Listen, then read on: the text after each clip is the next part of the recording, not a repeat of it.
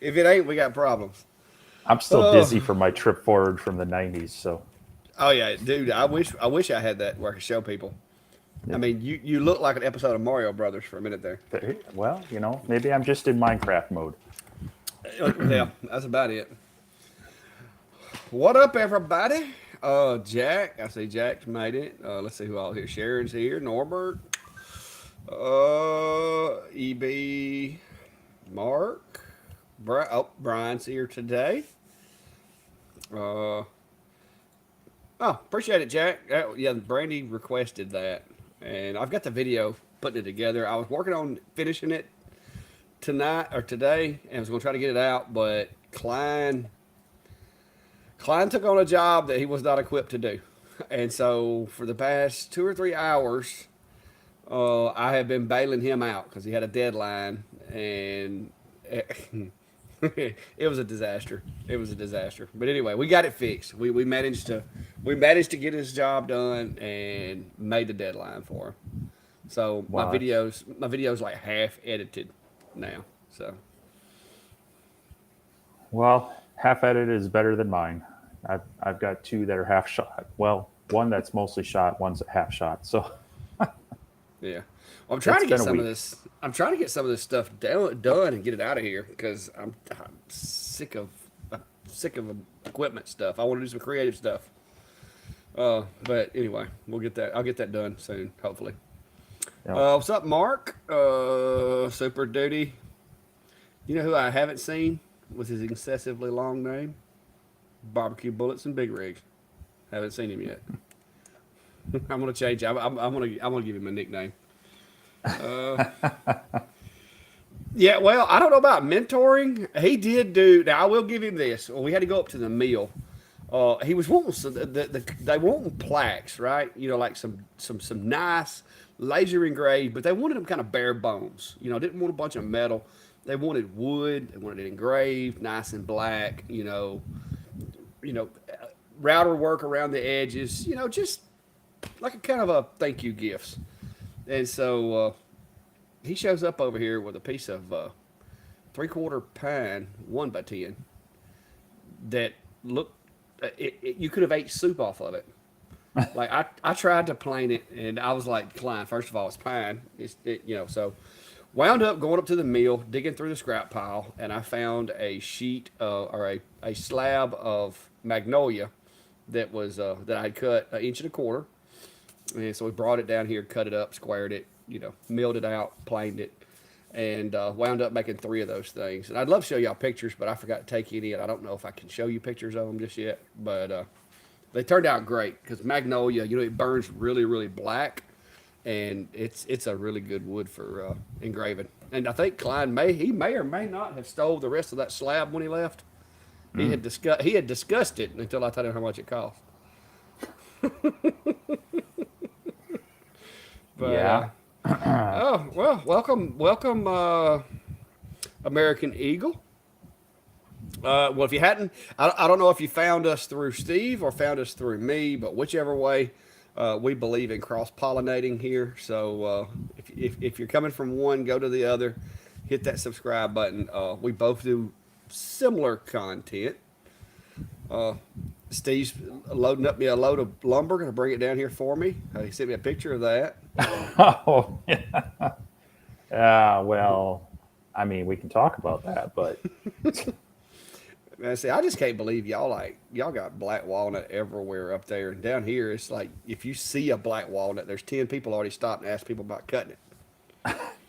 no, we get people up here that they think they've got gold in their yard, and they'll offer to have people come bid on the tree, and they're like, no, you're gonna pay me to take it down, and I might discount it if it's good, because yeah, you never know with a standing tree, and especially if it's in residential, it's hard to take down, and there's probably metal all over it. So, Oh but yeah, yeah, there's a lot of black walnut up here. yeah. I've had people ask me how much I was gonna pay them for the pine trees, and I'm like, you do realize I live in a pine forest, right? I got like 8 acres of just pine trees. I'm not gonna Yeah, pay you anything for it. What up, yeah. Fluffy? Come here. Look who just added to join us. Aha! Say hi. Say what's up? Seems thrilled. Yeah, she's been hiding lately. I don't know what her deal is. Go play. She needs shedding. All right. Good evening, MN. That's one of your neighbors there, Steve. Well, yeah, I mean they're up north there, but yeah, closer than you are. Hey, let's say he's closer to being your neighbor than he is mine. Yeah. But yeah, I appreciate that, Norbert. Yeah, I've got the video, and hopefully, if nothing else, nobody else calls in any emergency visits, hopefully I'll be able to get that done. I don't know, tomorrow, hopefully. So the video is pretty cool. I could give you a sneak peek if I still got it. No, I had it open for editing. But yeah.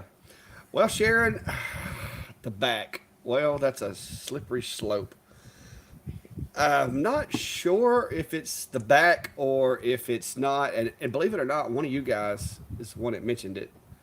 And I can't remember what it's called for the sake of me. Is it your piriformis muscle? That's it. Yeah, I think that's what it is. I'm gonna be honest with you. They were wanting to cut on me, and I didn't want them to cut on me, so I've been trying to do everything. And I think I've come to the conclusion that it's actually I may be one of those rare people whose sciatic nerves runs through that muscle, because I noticed the other day I was riding down the road and I felt like I was sitting on a butterfly or something, like it was constant twitching. It would not quit. Mm-hmm. Because I had laid off the muscle relaxers because they told me I had bulging discs. I'm like, well, what do I need with muscle relaxers if I got a bulged disc? And so that twitching started, and immediately that leg went to just screaming at me. So I had to pull over and take some ibuprofen. And so then I started, researching that. And it's a long story how that actually got on my mind after that. And so I started doing some stretches and some things that's supposed to target that condition. And believe it or not, I would say I've at least a 60% reduction in the pain and the times that I feel pain and everything. So fingers crossed. Interestingly enough, a couple years ago, well, actually maybe a little bit longer than that, I was having similar issues, and between a chiropractor and physical therapist, they kind of targeted the same thing. And so they were like, all right, here's how you stretch it out, and then here's some exercises to strengthen both your core, your stomach muscles, and that muscle. And so you're right, if you can target it and stretch it out, Yeah. it provides a lot of relief, and much better than having them going in and cut on you. So Well, I didn't want that because I'm scared to death of it. I'm be honest with you. I'm afraid they're going to get in there and be like, "Oops," and Well, I'll wake up and I'll be like, "Hey, sorry, I had a long day and I cut something I shouldn't have." And yeah, about those legs, that's just I'm just call me a big pansy, but I don't want them cutting on me if I don't have to. But so far it's reducing, so I've kind of told them, "Hey, let's hold off on any kind of visits to the doctor's office. Let me see if I can work through this." And so far, so good. I'm not going to call it just yet. And I don't doubt that I have bulging discs. I mean, I tote, 2 inch, 2.5. Oh, you just got through moving a load of lumber. Imagine working at that sawmill for a whole weekend, throwing that stuff around. So I don't doubt it that, I have bulging discs, but I don't know that that's what's causing my problems. So we'll see. Yeah, Brian, you say that. My brother-in-law found a piece of gauze the other day, 4 weeks after his surgery, that managed to push itself to the surface. Yeah. So and people ask me, and we went to this chief conference the other day, and the guy that was in there is like this big time risk assessment guy from California. And he was telling us that you have like a 60% better chance of being killed by your doctor than you do the police officer that pulls you over. And I was like, wow, okay, that's good to know, Or no, 600. It was 600% better chance. And I'm like, oh Lord. So, yeah. But fingers crossed. Y'all keep me in your prayers, and maybe it'll work itself out. I really hope so. I do not want surgery. It's one thing if the guy at the oil change place, forgets to put the plug back in, but it's another thing if the doctor messes up. Yeah. Yeah. Well, Enough of that. Anyway. yeah. So I know you've been busy with getting ready for fall shows. You've been working on inventory stuff, getting caught up on your stove covers. Where's the end in sight? What's when do you get to be creative? Well, look, guys. Oh, where'd she go? That's what I deal with on a regular basis, right there. Trying to work, and that's what I get. But she just wants part of the camera. Hang on. Hopefully, I've still got a bunch of stove covers I got to build. I think I'm down to 1, 2, 3, 4. I'm down to 10 stove covers, and I've got 6 cutting boards on order over there. So, but most of those are recent orders. But I did 4 this weekend. I've got to put the handles and some little, the skid plates or skid, whatever, the little fuzzy things that goes under the bottom. I got to put those on, and I'll have those 4 turned in. So, and then I've got a couple of machines. One of them is for me. One of them is my V35 that is still sitting in the box over there because I haven't had a chance to put it together. I've got it, and I've got the extensions. And I think I'm going to do a video of it because there's been some people having some issues with, taking a stock machine and extending it. So I'm gonna probably do a video with that one. I think I did one with the P20, but I got that coming up. And I'll be glad to get that V35 in here. And I'm going to move this guy into like a backup role. And then I've got another machine that you also have. I saw some of your boasting about how thick it'll cut the other day. That I've got to get out of the box and put together. A couple of cameras that I'm going to test out, and maybe, depending on how they work, I may start using it in some of my enclosures. And then I've quit taking anything right now, unless it's really, really good. Now, guys, y'all can't hate on me if somebody wants to send me like a really cool toy and not charge me for it. So don't be hating. So sometimes it's hard to say no if it's something that I really like. Oh, and I do. Some of you guys will be happy to know my Ender 3 V2 Neo should be here tomorrow, I think it is. So I will be able to 3D print. Finally, I will be able to 3D print. But it's gonna have to stay in the house because it's, kind of landlocked out here. Somebody mentioned it, but I don't have any room out here right now. Kind of landlocked for the moment. Yeah, well, they don't take up a whole lot of space. They don't make a lot of noise, and if you're just playing around with PLA, they don't even really smell that bad. So it shouldn't be a problem right away. Well, I bought when I bought the machine, I went ahead and got the Creality enclosure that's for that machine. It's kind of like the one we had, but not quite as big.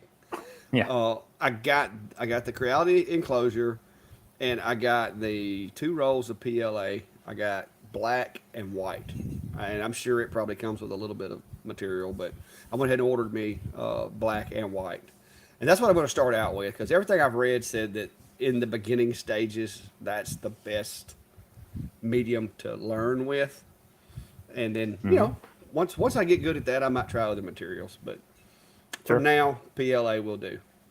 Yeah, it's a good forgiving starting material, so definitely a good call on that. So, but yeah, well, as you mentioned, I've been working on a couple machines. I pulled the ASMR P2 out of the box, and as far as assembly goes, there's not much to it. Slap the module onto the frame and plug in a couple wires. They've got it all assembled, which is really nice for someone that kind of might be intimidated by any of the assembly. So we're working on that, but they're calling it a heat bubble, and I've been getting alerts on my phone for a heat warning and advisory for tomorrow through Thursday. So I'm not going to be spending a lot of time out here this week. So today I spent some more time with the SaintSmart, the Prover XL 6050 CNC machine, trying to get some kind of intro video together for that, getting it set up and running a few things on there to kind of mix that in because yeah, I'm with you. I want to get back into being creative with some things, show some more projects to hopefully be inspiring people to do. I'm gonna need to build up some stuff because I've got that Woodworkers Expo here in the Twin Cities in Minnesota coming up rapidly, and so I'm gonna need to make sure I've got my gear set up that I'm going to bring up there, anything that I can test, and probably I'll bring up some example projects that maybe I can't do on site, but to show people as well. So I'm going to Yeah. hopefully not leave that up till the ninth hour to crash, do my cramming and my studying for the test, like we all did in college and whatnot. But yeah, it's and that's just going to roll into. I mean, everybody already doing their fall stuff and Christmas stuff, building inventory, planning their shows and such, because fall's here for the craft season, and you hit pretty much mid to late October, and the Christmas seasons for those shows are already starting as well. So definitely need to get some stuff out for that. So yeah, I did a little shopping this weekend. Went to my friend Matt Collins over in Northfield, Minnesota area.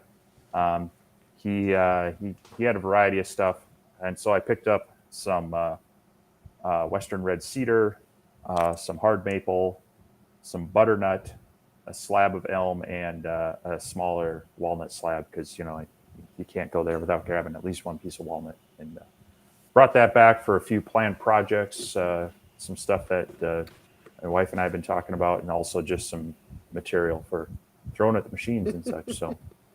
I got plenty of stuff I want to do, just not enough time. Our college I work at, classes start tomorrow.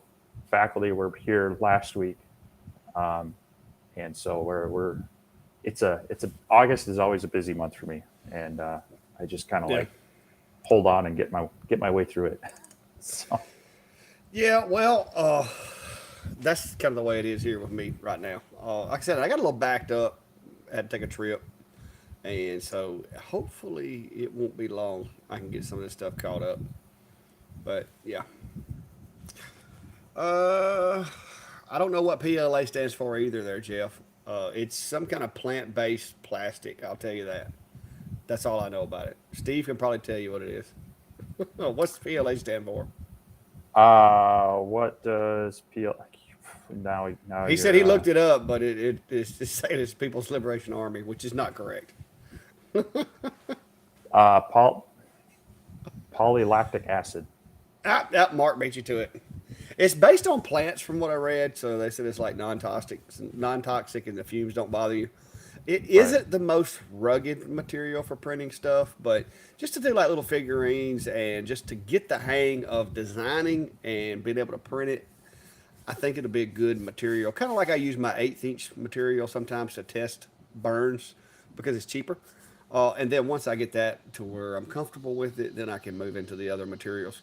I think ABS, isn't that about as high as you can go with an ender without some major changes? I think Uh, that's what I've read. yeah. Depends on the mods you put on there, but yeah, and that you definitely want the enclosure. You want to control the temperature because that is highly susceptible to temperature swings and such. So, Yeah. and you don't like those fumes are not. It's just the same thing. You don't want to burn it through your laser. You don't want to really be inhaling those fumes. So, Yeah. um, Well, I thought about it, and I have measured. And just so you know, Steve, the ender will fit in enclosure Zilla. I may have to turn it sideways, get it in there, and then stand it back up. But I can get it in there. But yeah, it's like I said, I want it basically to get the basics of it down and understand it, and then maybe later I move into something bigger. But I think it would be pretty cool because some of the ideas and things that I have to make stuff, I can do it on a CNC. I can make a lot of things three dimensional with lasers, but 3D printing, and they've got this new 3D scanner, and I've got to try it. I've got to try it. I haven't got the scanner yet. That's on my to do list. But no, it's not going to be one of those where they send it out to me. I have been waiting for somebody to send me a 3D printer, and they have it. So I just went and bought my own.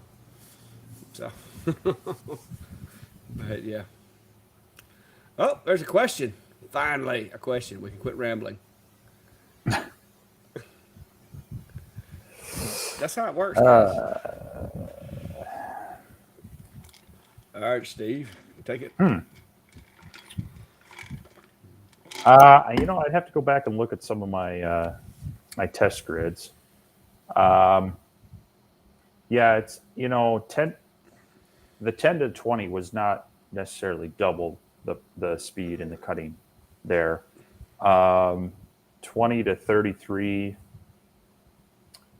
yeah, I would say maybe in some material you got another 50% jump, but I would say, I would say it's probably more like 35%, give or take.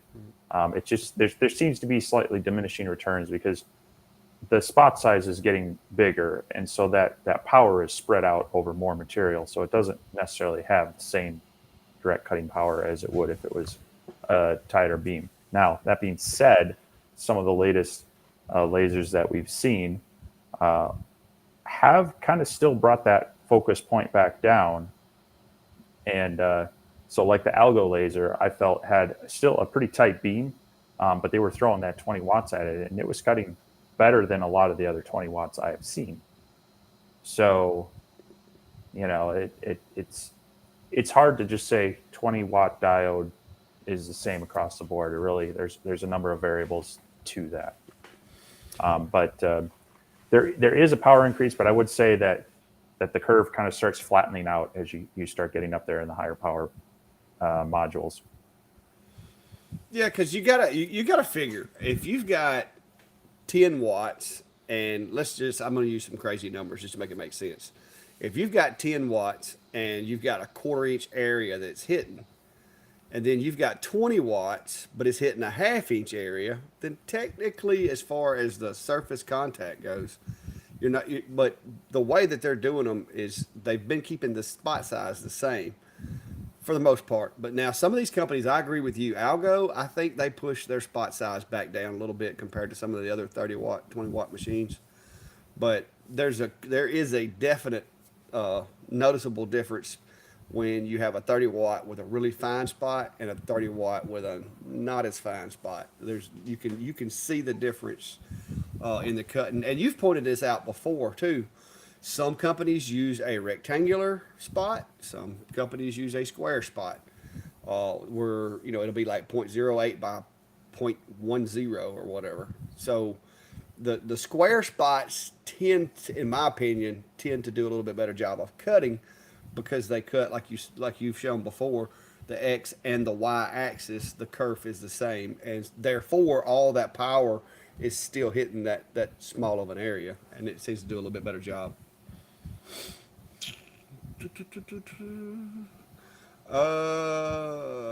Let's see. Not exactly. I will tell you. Are you talking about just for like any of your lasers, Rob? Because I've had a lot of people asking me for a version that would work with machines that aren't necessarily in my wheelhouse or in my design library. I have it up here, and I'm going to put it together, but it'll probably be another week or two. But I've come up with a way that as long as you use a honeycomb or a spoil board or something, I've come up with a way that I can fix a interlocking jig kit that will work with any machine, including enclosed CO2 machines that have a fixed honeycomb bed. I've got it worked out in my head. That's the reason I needed a printer, a 3D printer too. Uh, I've got it figured out in my head. I've got it worked out to where it will work basically the same as my jig kit that I sell for the machines, which the legs sit down in the into the jig kit.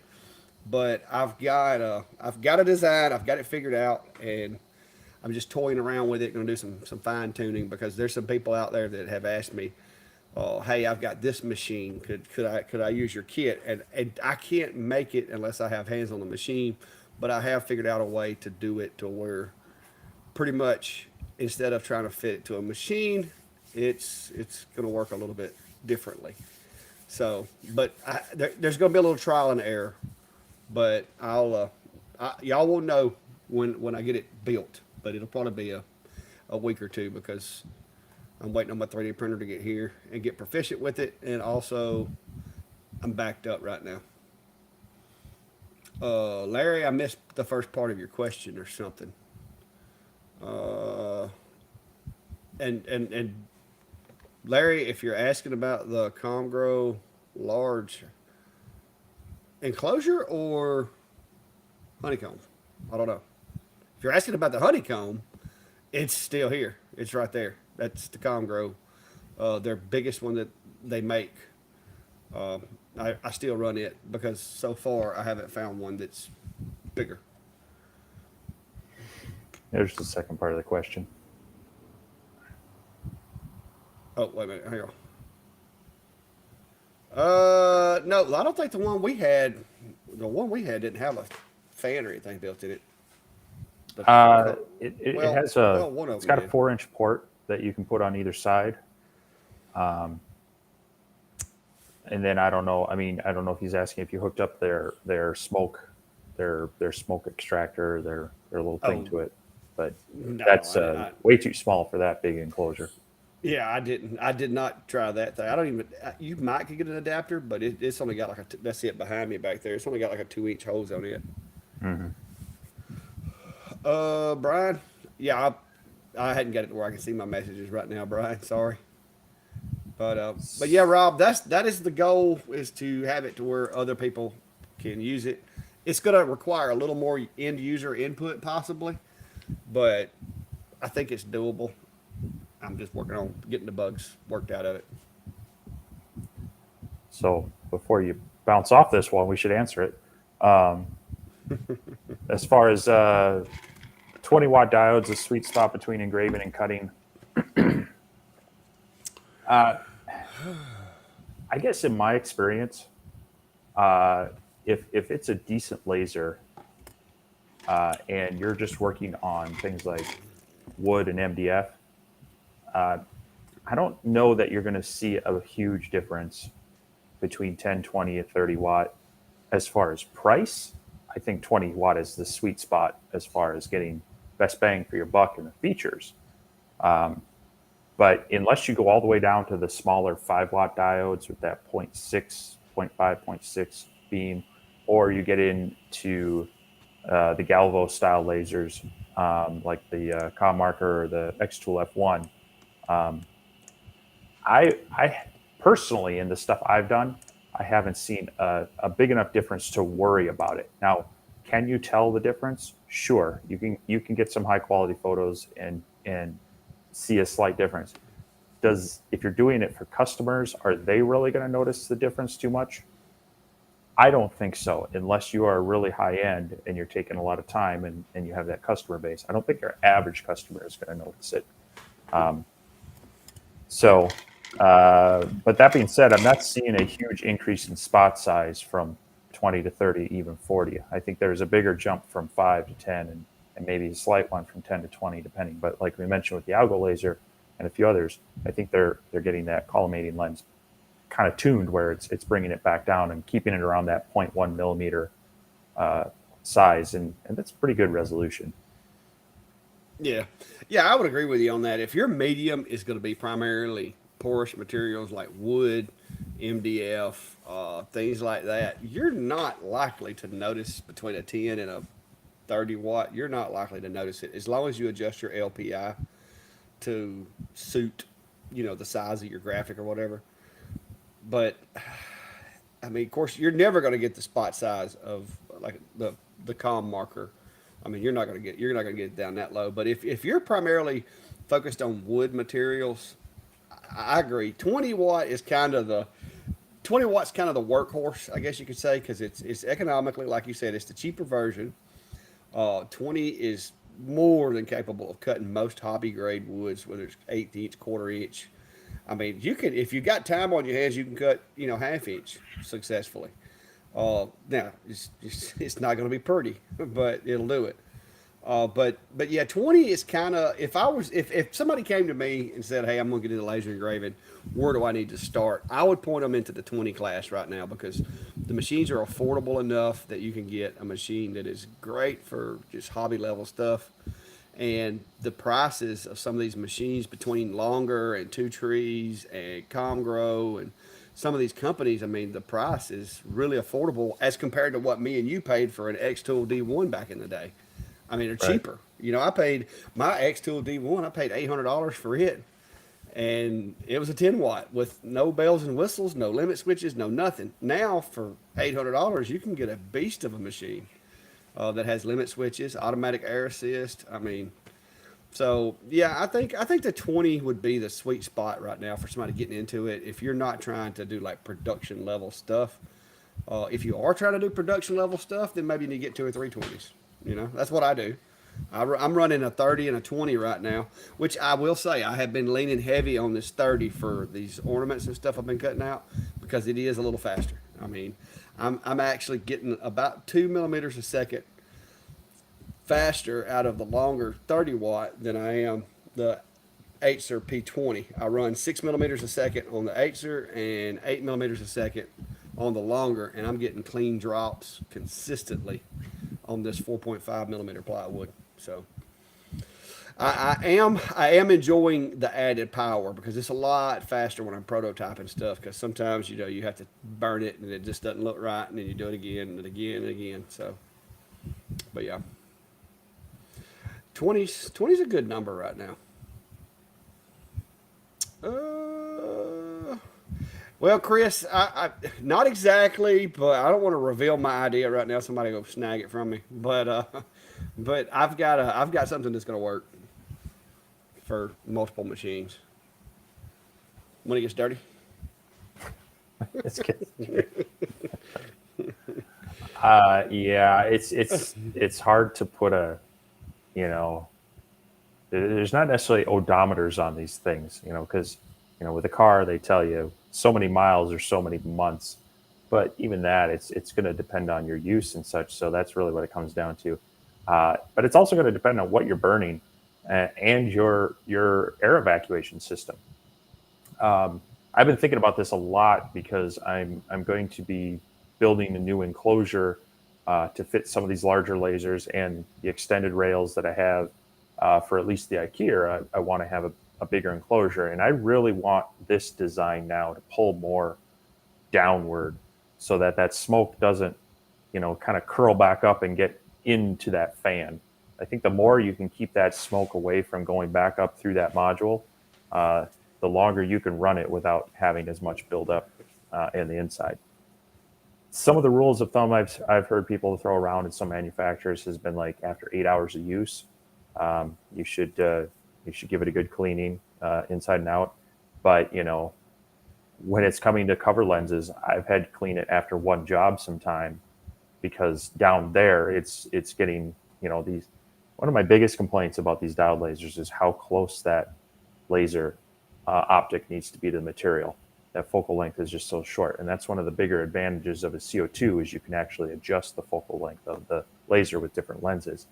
But it being so close, you're going to get more debris on that bottom area. So that's where if I can get more of a downdraft going, I think it's going to help prevent the buildup both on the bottom of the module, but also the smoke going up and then getting sucked back through as that cooling system works. That would help prolong it. But yeah, as far as really taking it apart, that's where your visual inspections are going to give you some idea. Get a flashlight in there, take a look. Are you seeing some buildup on the electronics, on the fan blades and such?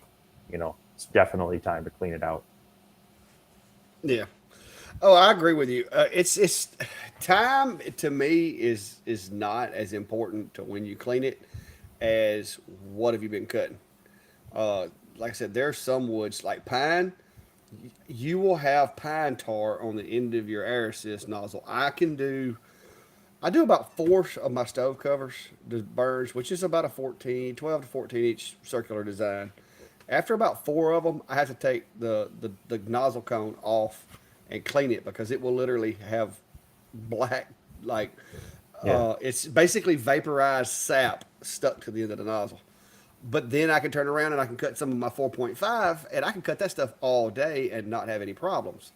I also use strictly downdraft type designs so that it pulls the air down it pulls the clean air in across the module to try to keep it from being dirty all the time. That helps prolong it. But if you're like me, and sometimes you get busy and I forget to turn my extraction on until I see smoke rolling out of the enclosure, then you're gonna have to clean it a little more often. So, yeah, the material is gonna affect how often. Just kind of just look at it every now and then. If the tip of that nozzle, every time I clean mine, I clean the tip of my nozzle. And I use that as my gauge. When the tip of that nozzle starts looking nasty, then it's time to clean it. So I have to take it apart, clean it. But now I don't take the complete module apart, but I'd probably say every couple of months because mine doesn't get that dirty. But when I start seeing a bunch of buildup on the fan, I go ahead and break it down all the way, clean it, make sure all my heating, cooling fins and everything are clear, and put it back together. But just make sure you're comfortable with that if you start pulling those modules apart, and don't pull them all the way apart. That could get interesting. Yeah, you got to be careful with those wires. Those are the things that tend to break quite a bit, and so the less you need to plug and unplug those, the better. Yeah. But yeah, I think in this case, it's working on the prevention and redesigning that airflow. I mean, I try to be helpful on various forums as much as I can, but there's so often that people forget about the inlet of the air. And if you don't have that air moving through there, that smoke's going to sit in there and your fan's just going to be running it through all your electronics and everything all day long. That's going to cause a big problem. At that point, your module's acting as the air filter. Yeah. Yep. It's just sitting there recycling that dirty air and collecting the dust out of it. Perman, I would check the belt tension and stuff with your machine if any of that didn't fit together. I, I haven't had anybody yet contact me and say the pieces didn't fit together where it wasn't a machine issue, or either if you're importing the file, do not import. Use the open function. For some reason, especially XCS, you can only use the DXF format. And I will tell you, Lightburn has this nasty habit. If you import something, it may or may not be the size that it was originally designed to be. If you open it, it will be exactly the size it's supposed to be. So just make sure that when you're bringing my files into Lightburn, open them. Do not import. Because I have had some people have issues with importing, causing some distortion in the sizes and the measurements of it.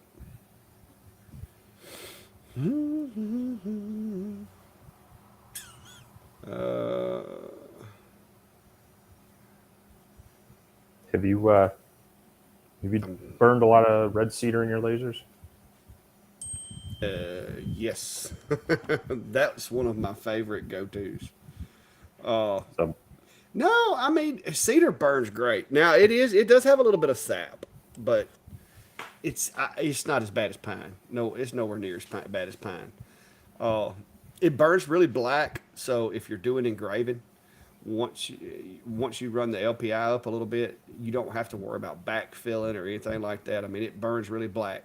That and I guess that's the other one that burns really good would be the magnolia that we did tonight. Magnolia burns really, really black. You don't have to treat it. You ain't got to borax it or any of that jive. I got to turn my phone on vibrate here. You just, it keeps going off. It doesn't usually do this. You just have to burn it, sand it a little bit if you run air assist, or if you just don't like the way it looks, and go from there. So, but yeah, I don't have any problems with cedar. I've got a bunch of it over there. It burns nice. Matter of fact, I've got 3 stacks of it up at the mill that I cut 1/4 inch thick. Just 4 lasers. Was up there today, and Klein was eyeballing it as we were moving it off the top of the piece of wood we had to get for him. He was like, "What's all this for?" And I was, "The shack. That's what it's for."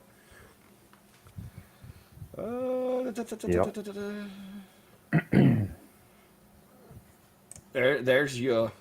That's one you'll like. You get all sciencey on that one. Oh wait a minute. I think we both clicked something. You clicked a different one. Yeah. For the most part, I use compressed air to try to clean it out.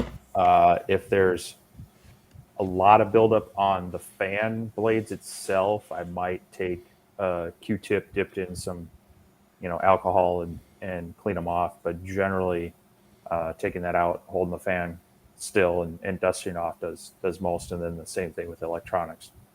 As far as the nozzle and the lens, that again, I'll use like isopropyl alcohol, or even acetone if you really have something stuck on there and you're trying to save the cover lens. That'll get deeper, and then kind of the same thing with the cone. I'll soak it in that, but nothing too crazy. Again, I try not to get too much into the module other than some compressed air. Yeah, I wouldn't go spraying any kind of liquid stuff down in there, and the reason I say that is because there are some little tiny places in there that you do not want to rinse that debris into. So I would avoid that, even if it is alcohol, because even though alcohol is going to evaporate over a period of time, you could rinse particles into a place that they really don't need to be. I'm the same way with Steve. I use Q-tips, compressed air, Q-tips, and alcohol. I have had the opportunity to have to use something like on the nozzle. I've got some of that sticker remover, that Oops, which is really just a powerful solvent. I'll use it on the nozzle itself, but I don't use it on the laser. Because sometimes that pine tar is kind of tough to get off, and that Oops will take it right off of there. Well, I actually use on my saw blades. I use Simple Green. I let it soak in there a little bit, then a nylon brush. Usually not my toothbrush, someone else's, but that cleans it up pretty quick too. So. Yeah, Super Duty. I've heard of some cedar plywood. I don't. Like I said, I don't buy cedar. I've got a pile of cedar up there at the sawmill, about the size of a garbage truck, that's just piled up that I haven't milled yet. So I mill my cedar that I use. The only thing I have to buy is like the panels for my stove covers and stuff that I have to turn out so many. Everything else I try to use stuff off of my mill, but I haven't been able to mill lately. So there's that. Well, thank you there, Brian. Yeah, I just did 3 plaques earlier, and of course used my squaring jig, and Klein was over here, and we had somebody that had never been around lasers. He was explaining it to him. He was explaining to him how helpful that little squaring jig is when you're doing plaques like that are the same size. Because I built basically a jig file for them, and I just had to change the names and the text, and then I just burned one, throw another one in there, burn it, and another one. So it definitely, it was born out of necessity because I am terrible at squaring things up. Y'all know I'm not good with math, and that kind of dictates over to trying to find the center of things. So it was just a way for me to work around my handicap with numbers. Oh my goodness! Now I got to silence my watch. Oh, it's Todd Miso. He actually, which I'm glad he's having fun. He got, how I do my stove covers for Clayton Homes, right? Well, Mm-hmm. he got the one in Calera, and I was gonna send him the design for my Clack Shack rack, but he's apparently made his own to hold the stove covers at the store. But I hate to tell him that's not gonna be big enough. I was gonna send him my design, but I gotta get a Fusion 360 to do that. I don't want to open it while I'm streaming. I'm afraid to mess it up. But anyway, what's up, Brent? Brent Shoemake?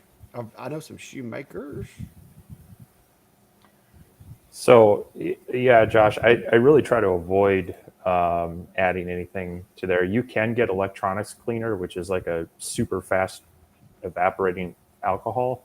But the problem is that you could just be rinsing that off onto something else. And so that's where I try not to use liquids on them because, when you're blasting it out, it generally is going to keep it moving and you can continue cleaning it out with air. Whereas if the liquid, dissolves it, it runs and then it can re-solidify somewhere else if it doesn't actually evacuate. So that's where I try to. My goal is to try to keep the dirty air from going into that module by getting that airflow going down lower and pulling it away from below instead of letting it get up above and recirculate in there. If it's already there, that's the tough thing to do. Yes. Mike, I've been running my P20, and I run when I say running my P20, I don't mean casually. I mean I've run this thing continually, like one burn after other for 8 hours on some of May's jobs where I had to make like 300 ink bandits. And if you keep it clean, yes, the air vents are plenty. There's people that tell you, oh, you need to do this, you need to do that. But here's what you need to look at. When you look down through that module, it all comes down to one of Steve's things that he says. Your output and your input need to be equal. Like, so the amount of air coming into the module, if you have more area coming in than you have going out, the fan's only going to move as much air as it can push through the exit. So if you look down through that module, there's really not a whole lot of surface area that isn't obstructed by, heat sink or the laser module itself or any of the other electronics. So me personally, I haven't had any problems with mine getting hot, and I have run the dog stew out of it. So I don't see a problem. What do you think, Steve? The P20 got enough vents in the top? Yeah, I mean, I pretty much agree with you as far as it gets pretty restricted in there anyway. So I haven't run mine as hard as you have, but I haven't. I guess I wouldn't be overly concerned about that one. Yeah, no, I I don't know. It is a design concern with these diode lasers in the fact that they're open frame, and if you were in fact using them outdoors in an area where the air is just moving away, it would be perfect. Outside of that, it really comes down to your enclosure and your airflow design, and keeping that air moving and keeping it away from there. Otherwise, you could have bigger holes going through there, but it's still going to be pulling dirty air, and it's still going to have an effect on it. But yeah, I wouldn't say I've run into any issues with any of these overheating, and I'm trying to think of the scenario where it might, because usually with engraving, it's variable power, so you'd have to be doing a lot of cutting, like solid cutting at high power for a long time. Yeah, well, that's like with the ink bandits. Those things, like I said, it takes me 45 minutes to cut out three typically, and I cut three out of a sheet of 16 by 16. And as fast as they finish up, I load another one, and I've never had any overheating problems. So I really don't see. I mean, you'd have to really be on top of your game to torture test a machine more than I do here in the shop. So I don't see where it's an issue. And I have taken my P20 apart enough to know that when you look down through that module, there's just little tiny areas around the edge where you could actually blow air through there. So no matter what's on the top, I still think there's more air going in than there is coming out the bottom. So that's just, I haven't got the calculations. I mean, I haven't measured it, but from looking at it, it appears to be more than adequate ventilation in the top.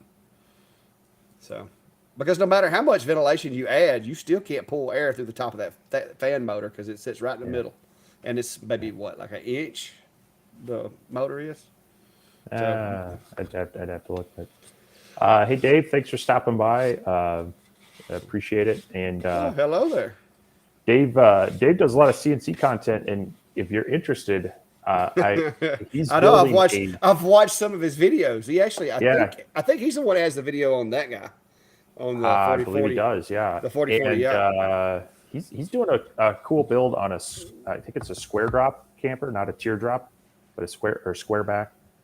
Cool little camper build, and that's something that I keep thinking about, but it would just consume my shop and my time too much. So it's too hot for you to do that right now, Steve. I'm afraid you would. Well, I'm afraid you'd have a heat stroke. Yeah, well, not that bad. But yeah, I think Dave was one of the few people that I actually found that had a video using the fourth axis. So I think it was him. I can't remember, man. I went all over the internet, I found a few videos that kind of kept me, pieced together the process. But yeah, well, go check him out, guys. If you're into CNC, I mean, it's I have my pinky toe in the CNC world. That's about as far as I've made it. But yes, that's the Sane Smart right there, and then there's another one. Wait a minute, right there, but I can't talk about that one. So there's one over there, but we can't talk about it yet. So, but yeah. Um, yeah. So Jack, I was just going to throw in there as far as other wood that burns really dark. I like the contrast and the look I get from cedar as well. It engraves really nice and gets nice and dark contrast. So that's one of my favorite ones. And cherry wood is I don't know. It's not as I wouldn't say it's as plentiful up here as walnut, but I do see a lot of it, and that looks great. So those are kind of, if I'm just doing a nice engraving, I'll try to find a couple of those around here. Well, my three go-tos are my two main go-tos in our area for dark engraving that is really common. Poplar is a really light wood. Now you will get some greens, like you see where this knot turns green. It'll have a lot of green in the heart. You may have purple, you may have pink, but if you can find some clean, like this white. Now this is some that I got out of a yard, been laying there for a while, so it's got bug holes in it and stuff, but it makes it for some really cool signs and so forth. Poplar burns really good. Cedar, I've got tons of this stuff. And little known wood for the laser arena is magnolia. Now, I will tell you this: southern magnolia is classified as a hardwood. It's really really soft. It cuts like poplar on the sawmill, but once you dry this stuff, man, it is rough. Like you better make sure that the blades on your planer are sharp before you start trying to plane this stuff down, because the roller will just leave skid marks on there and it won't do anything. But it's pretty neat though. Matter of fact, let me put this piece in there for a minute. Hang on, let me mute my mic where I can go run this through the planer one good time. I'll be right back. Right. I know someone mentioned maple, and yeah, so this is a maple sign, and it has a couple defects in there, but you get some pretty decent contrast. It's not necessarily as dark of an engrave as some, but you'll get a pretty good contrast out of it because it then tends to be a bit lighter than others. So kind of a balance of what's available in your area, and what you find for your liking. Black walnut does have a darker engrave to it, but it's a dark wood as already, and so sometimes that contrast goes away. So while it does engrave nice, I kind of feel like sometimes it's a little bit lost there because it is already so dark of a material. Yeah. All right. I ran this through the planer one pass. Got it slick. That is magnolia. That's southern magnolia right there. It's pretty good wood. So let me set this over here in this machine for a minute.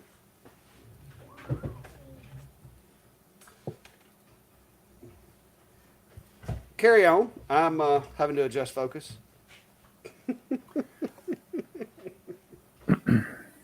Yeah, that is a good question, Jack has. Where do you get magnolia wood? Well, this one was a guy. There was a storm came through, and it broke the top out of it, and he cut it out of his yard. And I drove by his house, and it was laid out by the road. And so I went home, got my trailer, went back and got it.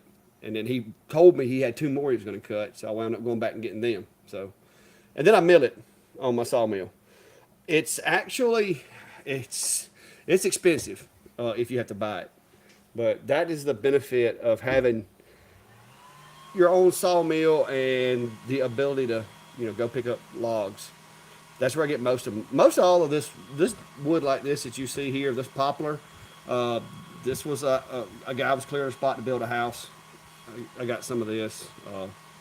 Cedar. Every time a storm comes through around here, somebody loses a cedar tree, and I pick those up. So it's With me, I find it just laying in people's yards. Because a lot of the tree companies, I'm friends with a lot of tree guys. Because in a previous life, I climbed trees for a living. And so I know all the tree guys in my area. And so if they go to a house, especially during storms, where it's an elderly person on a fixed income and a tree has blew down in their yard, the tree company will tell them, hey, look, I'll cut it up and get it ready for this much money, but if I have to haul it off, it's going to cost you this much. And they'll be like, oh, I can't afford that. And so the guys will be like, well, how about I got a guy that can come get the log, and then I ain't got to charge you for that. And so they're like, oh, yeah, tell him come get it. And so I come get the log, and they don't have to pay to have it hauled off. So it usually saves them, $300 or $400 for me to come pick it up versus having to have it hauled to the dump or whatever. That's where most of mine comes from. I got to get light burned up. But not everybody's going to have that. Now, there are people, there's sawmills all over this country, guys. I know because I'm in a bunch of sawmill groups. So if you find a sawmill near your location for laser engraving, a lot of the stuff that we burn or we call scraps is awesome for making like cabin signs and stuff like that.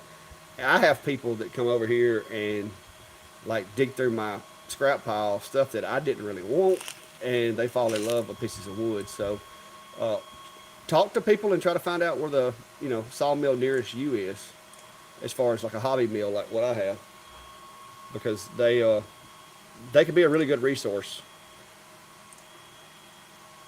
Because lasers is one of the very few places that if you have to cut a piece of cedar 1/4 inch thick, we don't get mad about it. So Yeah, Brad brings up a good point.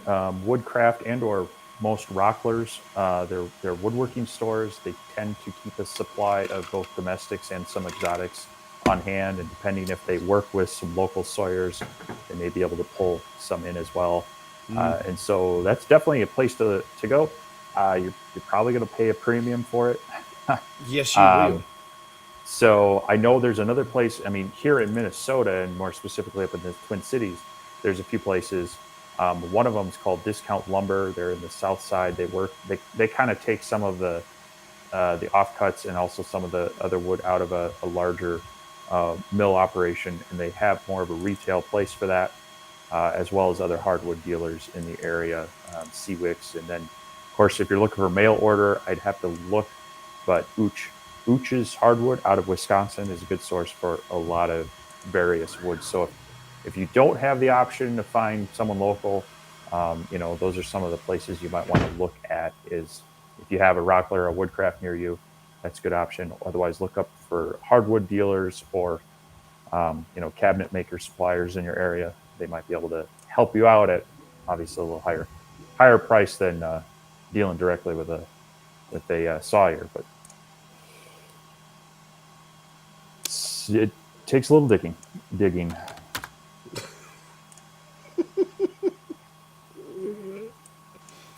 Oh,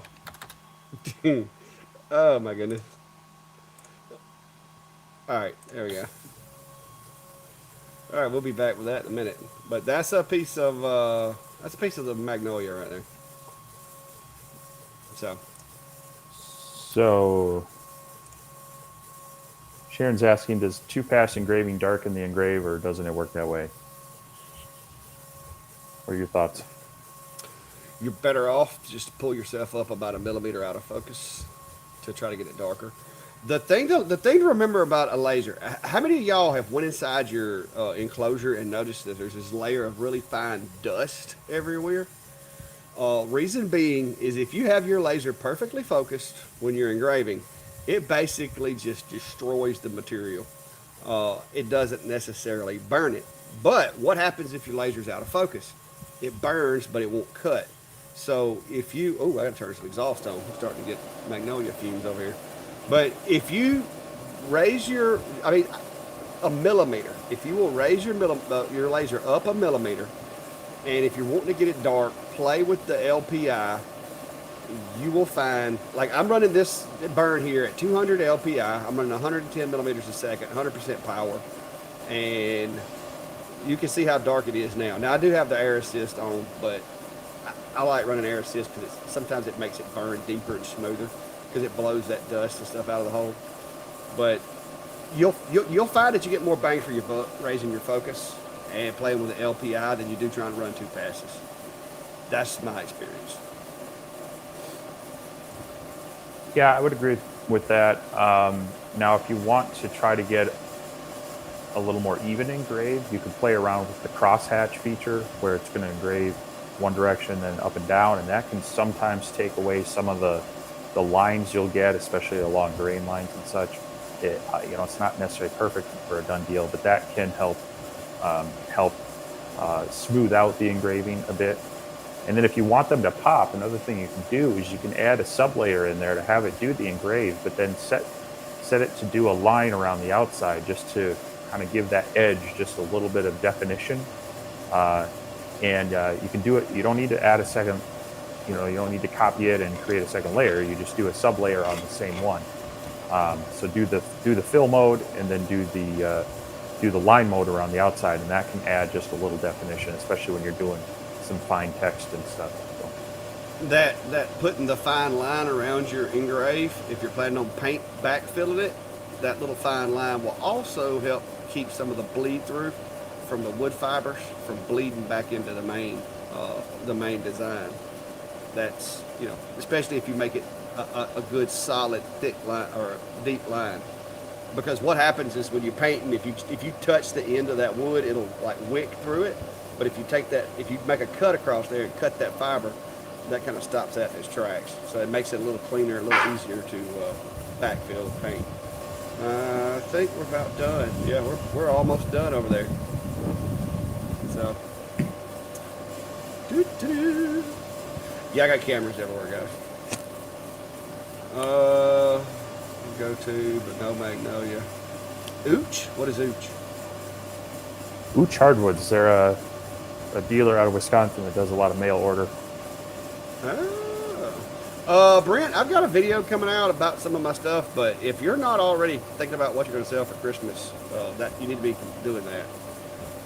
But I've got a lot of fall stuff as well, but people kept asking about Christmas, so the video that I'm preparing right now is for Christmas stuff.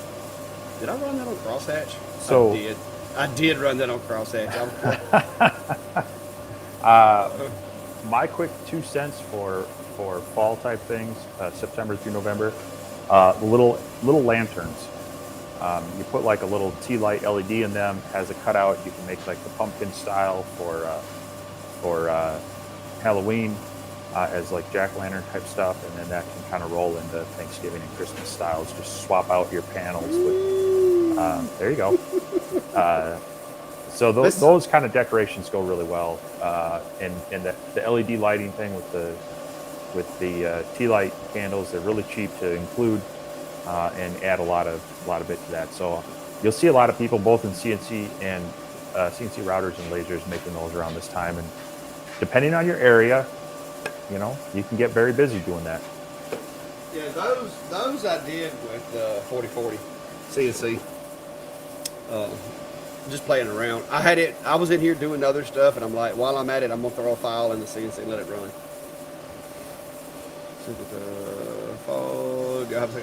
No, I don't do a whole lot of phone calls. Most everything I do by email, Messenger, Facebook.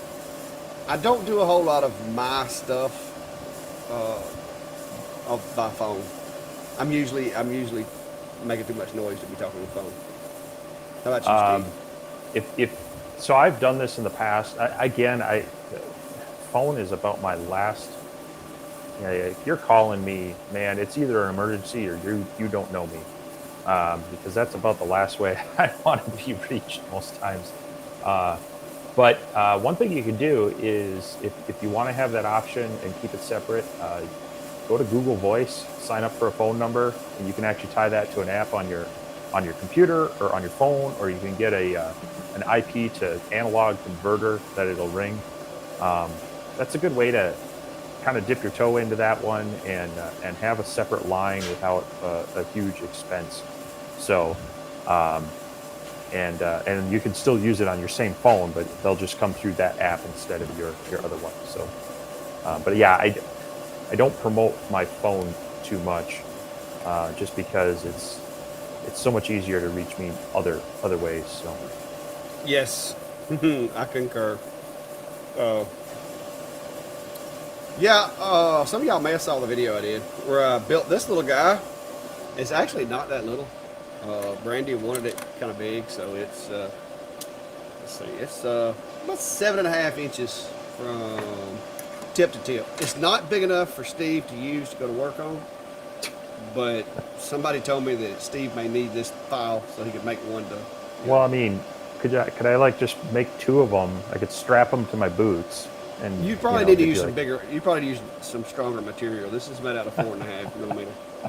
But I've got the one that Brandy painted one of them or stained one of them, and it looked really cool. This one hasn't been glued or anything.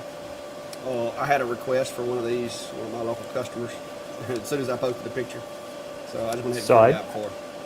I need to resurrect it. But back when I got my CO2 laser many moons ago, I had designed a more of like a sleigh that's like a horse-drawn sleigh that could act like a small candy dish. And I think I cut it out of 1/8 inch material. So I might have to Yeah. drag that one back out and share that out as an option or inspiration. Yeah. Now here is straight off of the machine. Like I said, I did run air assist, so let me go hit that.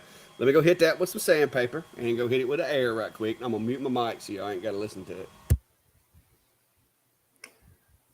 Um, Brent, as far as best CNC router to start the average size. So I guess it depends on what you're looking for average size. The 4040 that Clack has back there, that's going to be about the same size as most diodes. So you have about a 16 to 17 inch square working area, but it's very rigid. It can take, you can upgrade the router, and I think it's only about $600 right now.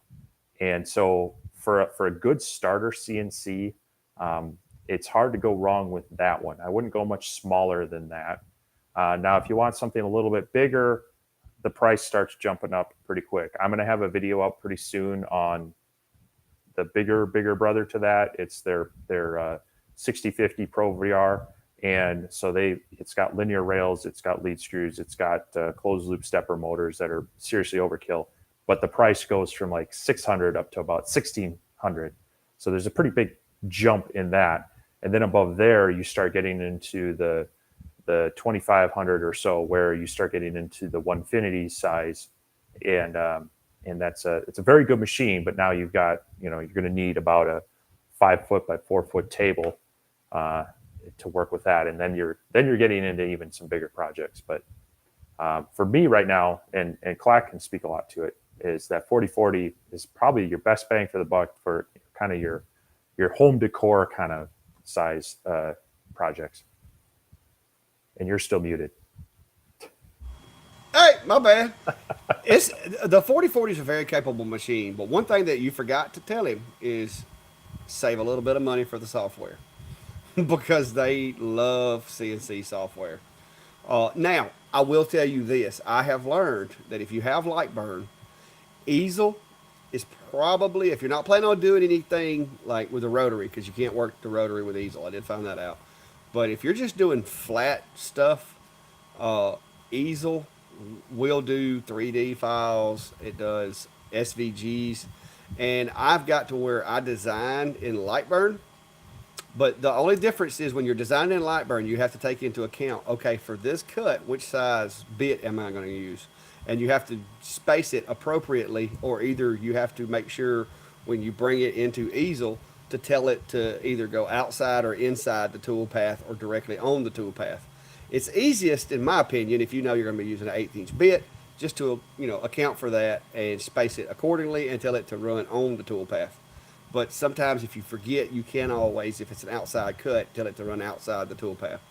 But the software, you're gonna need to set back about $350 for software. The software, not knocking it, but the software that you're gonna get with the machine, it's not gonna do what you're gonna want to do with it. Out Well, of the the box. software that comes with the machine is just to run the machine. Yes. You need the software to create the files. So, yeah, I think Easel, they have their free one that does basic stuff. But Yeah. above that, you got to pay like $20 a month, or you got to jump into VCarve, which for the desktop version is 350. 350. Three is like 365 tax and all. I Yeah. just bought it. So yeah, you're gonna have to spend some money, and this is across the board. There are some, so like what is it? The Xcarve I think comes with Carbide 3D, and so that's a tool you can use with theirs. If you try to use it with others, you got to pay separately, I believe. Um, and there are Yeah. a few others. There's definitely Fusion 360 has cam and cam built into it, but you got to either use their basic one and learn how to do it, or also pay for that. So it's definitely not the cheap, $60 cost that Lightburn is, or there's not too many free options out there. There's a few if you dig around, but they're getting to be few and far between. Yep. All right, back to what we were talking about earlier, guys. Now, I have taken compressed air and blew this out. This is straight off of the machine. Haven't done anything to it. This, fellas, is what Magnolia looks like when you run it with a laser. All right, I don't know if I can get that. That only works with the ZV. But anyway, you see how dark that is? See how black that is? That is Magnolia. Now, if you take and hit that with some acrylic, some polyacrylic, or some polyurethane right now, it will stay that dark. That is why I love my Magnolia. But I've got two more big logs of it. But that's that. Like I said, it's and it's not wiping off because I did it deep enough to where it won't. But yeah, Magnolia. If you can get your hands on it, now it's expensive. It's very expensive. Where I'm at now, maybe Steve might can just like go out by the road and pick up some. I don't know because up there at Black Walnut, like behind him, there just lays everywhere.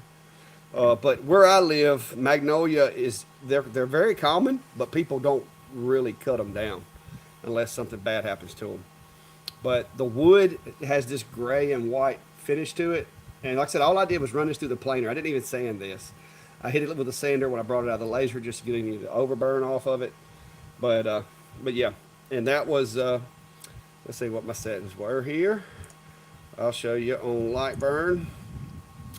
This is what I ran. I ran 110 millimeters a second, 100% power. I did change the LPI to 200, and I am just slightly high on my focus. Now I did run crosshatch, which I did not mean to do, but I was playing with some other stuff earlier. And now I have a piece of poplar in there. Let me get that module out of the way. So I'm fixing to show you guys what poplar looks like. I'm going to have to downsize that just a little bit there. Machine's home. All right, we'll find out what the poplar looks like here shortly. Oh, see, and here I was messing around with that. I was going to say I'm playing the long game with Magnolia.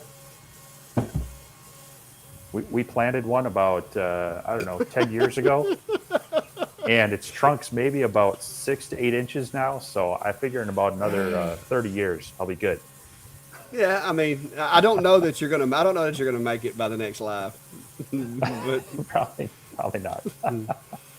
yeah. Oh, there's old Alabama barbecue bullets and big rigs.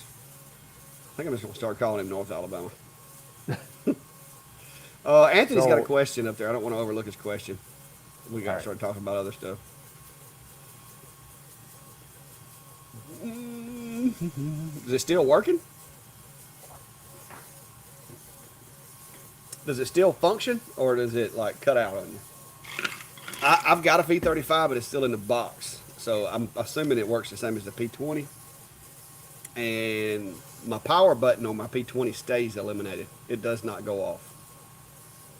But I mean, it could be that there's just a loose ground on that power plug. But, oh, I got to turn some ventilation on. I got smoke coming out my enclosure over here. Yeah, I'm trying to think on I've got the L2 and the P20, and I don't recall the power light going on and off. But if the rest of the laser's functioning, it could just be the backlight on that button, unless you're noticing any other issues with it. So Yeah, because I'm assuming that it has to have a separate circuit that controls the light, and it could just be a loose ground on that button. yeah. Brent's asking where to find the slot resize tool in Lightburn. Do you have Lightburn Yeah, handy? but I don't ever use it. Hang on, let me swap this over. Well, let me see here. Where's my file design? All right, we got it. I got something in There, here. Do I got that. anything in here, Scott? No, I don't got. Hang on. File. Let me bring something in that has slots first. There we go. Ew. All right, so let's change this over to a cut. Let's get rid of that little boxes.py thing there. All right, so I do know right here, tools, was it not? Yeah. Resize slots in selection. Now you've got to tell it what you're looking for. And like right here, I built this file in boxes.py by 4.5 millimeter material. So slot depth, slot width, tab height, that's what you've got to go on here. So I'm going to go with slot depth because the way that this piece sits, that's how deep the slot is. So right now this thing's at 4.5. So let's zoom it in there. This one is the same size, so we'll see if this works. All right, so I'm gonna hit OK. Yeah. See, I have not used this, but I do know that's where it's at. And let's see if it did anything to these guys down here. No, usually it gives you a preview of what Wait a it's minute. finding. Wait. I bet I got to ungroup. You got to ungroup it, yeah. Yep. Like I said, I don't use this. Okay, so I was looking for 4.5, and she changed them to 3. So let's see what happens. Yeah, see, I'm just not seeing it. So you can play with the there's tolerance of how close to that 4.5 it is. But yeah, it needs to be ungrouped. And then you can also select between your options there. It'll give you a preview of what it's going to do each time. So that you can kind of see. But yeah, see, I don't fool with that because like when I do these, like if I'm doing a file that I can't just go grab a box for, I just create one and then I go over here and lay them out. yeah. So the other thing to be aware of is like if you've got the slot that's a box inside the material, it's going to shrink it from both sides, so it brings it towards the center. And so, for example, on my coaster file, I have that. And if you need to resize that, it'll bring them all in, which actually brings your pieces out of alignment to have that inner 4-inch square. So it's not perfect. And Brent, you're looking for it under the tools menu. So it should be the third from the left, and then there's going to be the resize slots in selection. It's not under the laser tools, but just the regular tools menu. All right, hang on, let me sand this. I'm gonna sand this poplar right quick. Yep. And yeah, it's convenient, but it's a little hit or miss whether it's gonna find everything correctly or not. So.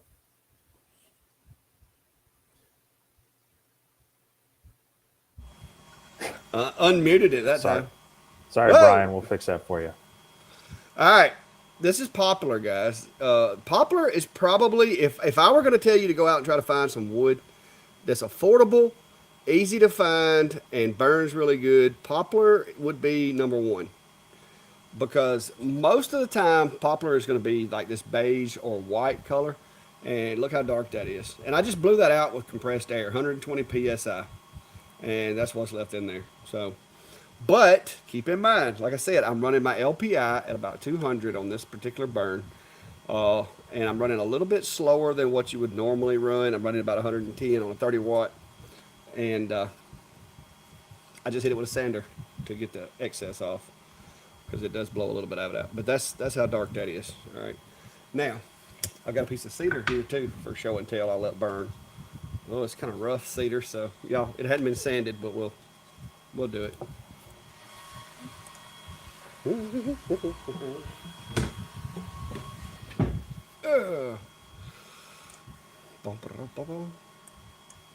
move that outside my work area. Get this over here where it won't burn. All right, update that. All right, I'll put this in the corner so I don't waste a whole piece of wood for this little demonstration. All right, same power. Well, hang on. This is cedar. Let me back this up. Let me turn this up to 120. Cedar burns a little better than poplar does. So, you know, it doesn't take as much heat to burn cedar. Oh, there. All right, so best place to buy 400 by 800 millimeter steel honeycomb bed.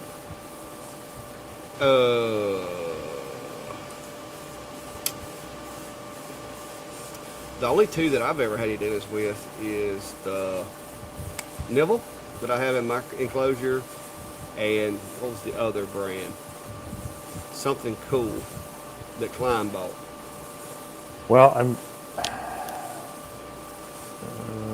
I'm seeing one. I'm just trying to double check to see if it's made from steel or not. Because that's the thing I would caution on any honeycomb. Avoid the ones that are made purely out of aluminum. It looks like this one is iron. It's a Geek Bee.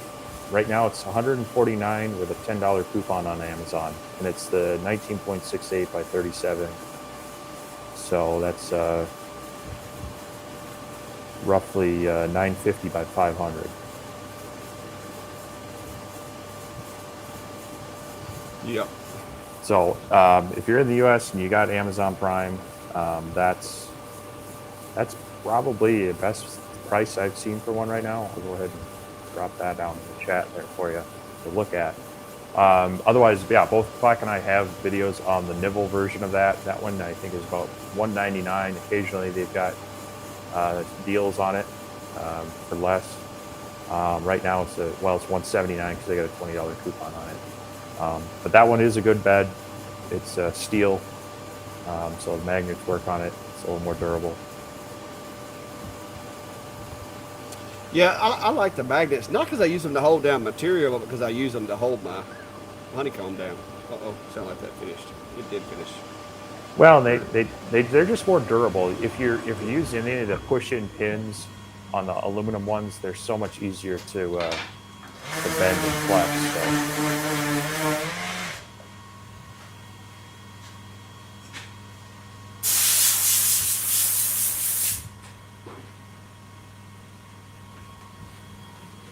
All right, up next, cedar. And you can see the burn is pretty much identical as far as the longer is not quiet. It's a good machine. It is not quiet. So we'll get them all laid up here for you guys. There you go, right there. Y'all asked about it. There you have it. Cedar, magnolia, and poplar. And as you can see, the only problem with cedar is because it is red, you don't get quite as much pop. With, oof, I'm having a hard time orienting this right. Good gosh. There we go. So with the cedar, you don't get quite the pop that you do with the other two because it is a darker wood. But it does burn really nice. If you can get your hands on it, it burns really nice. It cuts really good, and it smells awesome. So there you go. There you go, right there. I'll take a picture of that. I might make a post about that after a while, guys. Let me turn this machine off. It is not quiet. You'll not forget to leave the longer on overnight. Is it possible to melt aluminum? I don't know about melting an aluminum honeycomb. I do know those aluminum undersheets. I have warped quite a few of those. If you get them too close to the laser, because I've tried testing engraving metal on them before and warped a few of them. So Jack's wondering about what's a good indicator. Stepping up to a CO2 from a diode for production work. That's a good question, and it's going to kind of depend on what you're doing, what type of space you have, and such. But sometimes it also is going to depend on the projects. Now, the CO2s obviously give you better capability for cutting acrylics, including clear. But another thing that I see a lot with the diodes that people complain about, and I touched on it a little bit earlier, is when you have an object that, like if you're trying to engrave the bottom of a tray and you've got maybe a 3/4 inch lip, you're kind of stuck with being inside that tray size, which is going to then shrink down your engraving size because your head's got to move around. Well, with the CO2, you can put a longer focal length, and then your head's going to stay above the whole thing. So you're going to have a better working area for that. Um, Outside of that, it definitely comes into, you can generally get faster cutting capabilities from a CO2, but you're going to have to kind of adjust your files. Your kerf is going to be a bit bigger. It's going to be a bit different. So you're going to gain speed, but you're going to lose some resolution. So if you're doing a lot of engraving and it's just, things like this, solid text and whatnot, it's still going to do that fine. But if you're getting into really fine photographic stuff, you're still going to want to keep that diode around, even if you jump to CO2. Um, I would say if you're working with like sheet goods, so you're using a lot of consistent material, plywoods and such that you could slide a bigger sheet into, and you're making just a bunch of the same things, that's where CO2 is going to benefit you a lot. But if you're continually to do a lot of one-off, a lot of customized things where you do one, or maybe you set a few up, but you're prepping them, I don't know that you're going to see the benefit of a CO2 over a diode or multiple diodes. You also have to remember that, the CO2, while it can do a lot of things in one job, if you, for the same amount of money, you could have 3 different diodes doing 3 different kinds of jobs. And if one finishes, you can have it run on as well. So I would look at it as if I'm producing a lot of the same thing. Like I used to cut out a lot of glue caddy kits for my RC people and a lot of servo trays where I would put a big sheet in my CO2 machine. I would let it run, and when it's done, I had 25 of them ready to go. That was great. Um, Outside of that, I think having multiple machines, even if they were smaller diodes, um, probably for the amount of the cost and then the hassle, maintenance and whatnot, you might be better off sticking with multiple higher powered diodes at that point. Well, I know I'm biased on that because I don't have a big CO2 sitting around, but I do have a friend of mine who runs a company who has a big CO2, and he uses it for batching out, like you said, multiples on a project. But because he has that big CO2 that has to be running on those high dollar projects like that, he usually sends me the one offs and the little small things that he doesn't have time to shut his machine down for. So that's one thing you have to consider is the cost of that machine is going to force you to have to run it to be able to recoup your money. It's kind of like, if you're a truck driver and you go buy the latest and greatest big new truck, you better not let the wheels quit spinning because you're going to start losing money. Whereas if you've got, maybe it's not the best truck, but it's paid for, then you can kind of work at your own pace. And that's the way I look at it. I don't want to have myself so buried in overhead that I got to be out here because I enjoy this. This is my hobby. Yes, I make money at it, but I don't want to be buried in debt so that every day it's like, okay, I don't want to do anything today, but I got to.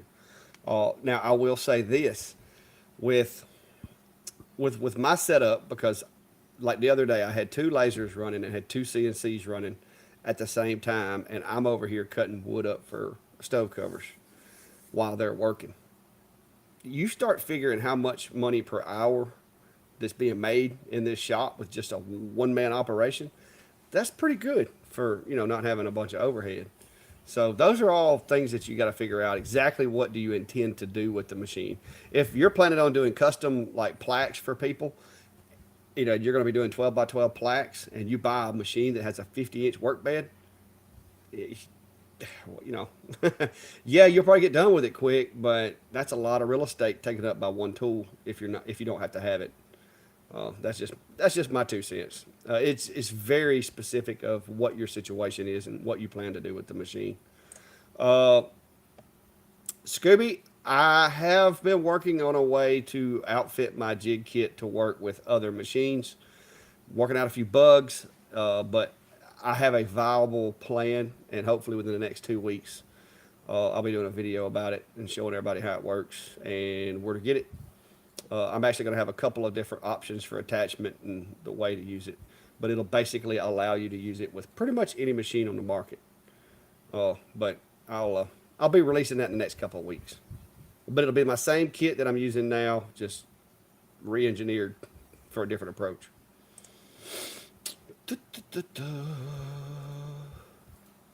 Let's see.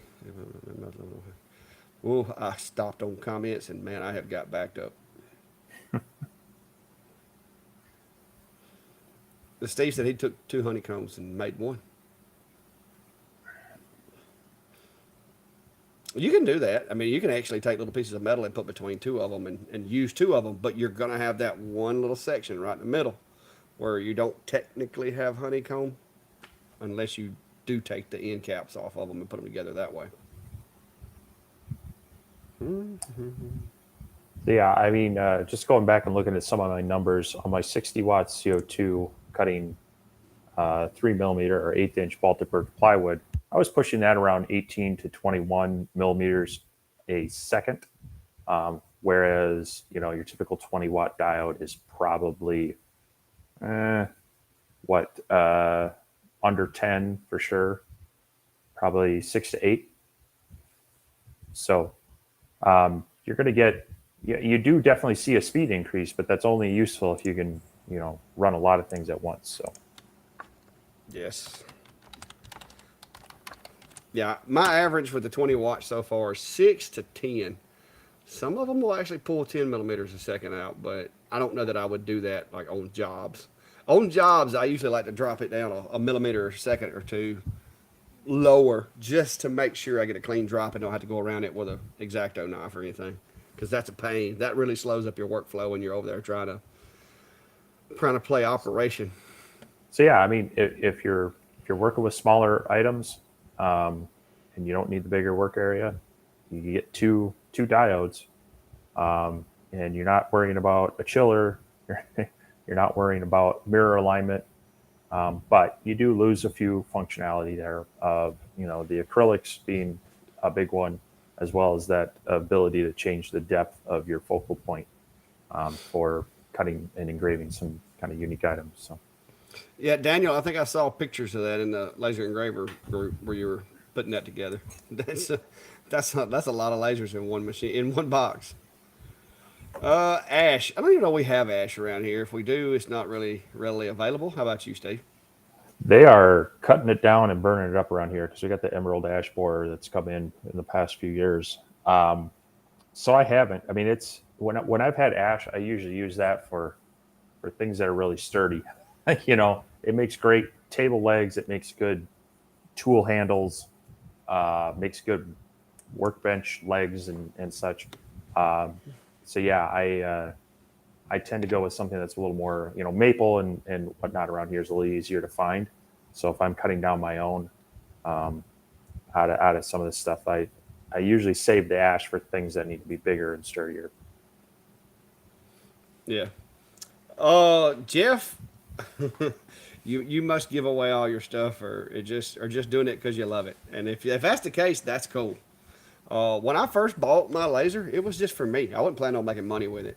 And then people started hitting me up, and it took me, I think, for my X-Tool D1, I think it took me 2 months to make my money back off of my 10 watt. And so then I took the money that I'd made and put a little bit with it and went and bought me a 20 watt when I realized that the 10 watt was not doing it by itself. And that's when I started running 2 machines at that time.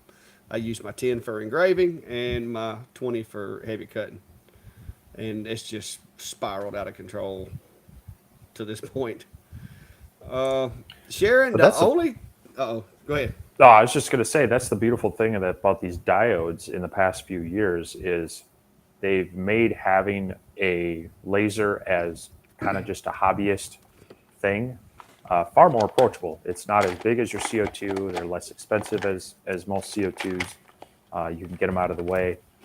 That's what I've been kind of loving about them is it's made this this tool and this woodworking or crafting or making medium approachable for far more people. But it's also flooded the market for the people who have been offering laser engraved services. So, Oh yeah, Sharon. I'm going to be honest with you. For what I do, and that it's different. Like I said, it depends on what you're doing. For what I do, I like the honeycomb because I don't have to go fishing stuff out of the bottom of the machine. With the blades, some of the real small stuff that I do, because you got to think most of the wood that I'm cutting is 4.5 millimeters thick, and a small piece turns sideways, drops between those blades, and now I got to go fishing for it. I have a hard enough time sometimes with little bitty pieces falling in the honeycomb, like on some really small detailed stuff, and I have to take the honeycomb out of the machine or either cut another one. So I I like honeycombs. Now, you wouldn't have as many areas of impact with a blade type system, but that's really not a concern to me. I cut this on a honeycomb. There's no there's no burns on the back of it, and I haven't sanded or touched this. So as long as you keep your honeycomb clean, I don't really have a problem. Oh, I'm about to choke to death on a Tums, guys. Yeah, I mean, if you really want to go to the extreme, there's some people that make like pin beds, so you have just a very fine point that you have almost zero chance of flashback. But like you said, if you're doing any fine cutouts and those pieces can fall, one of the worst things they can do is fall part way and stick up, especially with these diodes. Um, but yeah, it's really it's about supporting it level, but also allowing as much airflow underneath as possible. So, I know some people were asking, what's a cheaper way to do it? If you can find a really flat, baking rack that's nice and even, that's a great way to start out. You can even I've done it where I elevate it just one piece of wood on each side, and there's an air gap under here, and I just do the working area in the middle. So it's just about having that airflow underneath and away from both the smoke and debris and vapors to escape, while also allowing your material to stay supported. So, Yeah. uh, whatever works for you is really what works. The honeycombs are just the most popular one because they give you mounting options. They're fairly stable, and there's a very fine, thin piece of metal there to provide some flashback. So, Yeah. Well, Norbert, I will say this. I wish Klein was in here. He could speak to it. But Klein has just recently got started doing his stuff, and I have had him so busy that like he's on divert now for jobs. But you just got to get your name out there. I met some really cool people. We had a little vendor day at Tractor Supply Saturday. I didn't participate, but I did go out there to see who all was there and meet some new people. And I met two people who had diode lasers, which one of them was using a 5 watt, and the other one was using like a 10 watt older atom stack. And we were, just talking shop. But the thing that I was surprised by with the two of them is neither one of them really used Facebook like Marketplace or anything to try to sell stuff. And so I was encouraging them to try to get on Marketplace because that's where I got started with mine. And you would not believe the amount of work that you can get once your name gets out there in the community. And that's just local. I turn down anything that I have to ship. So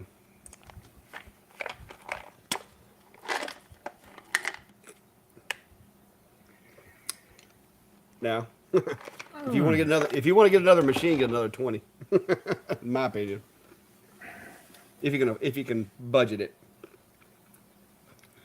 yeah, I mean, definitely the 20 is going to give you a better cutting ability and still be able to engrave pretty well. So, unless every once in a while, especially now you're going to have the holidays coming up again. You find some of those Black Friday specials, Prime Day deals, whatever they throw out. Sometimes they're just trying to close out a model, and you can pick it up. I remember last year they were selling off the 5 watts for practically 300, almost less if you had a coupon. So if you can find one of those, that's great. But yeah, I would say I wouldn't worry about the spot size. between 10 and 20 on the X tools. That's a 30, guys. That's a 30-watt longer B1. And I had a 10 watt. I ran a 10 watt for a long time. It's not that noticeable of a difference. You could lay two to burn side by side, and most people couldn't even, eyes wouldn't be good enough to even pick out the difference, in my opinion. Unless you're working with glass or some other medium. But with wood, it's hard to tell the difference.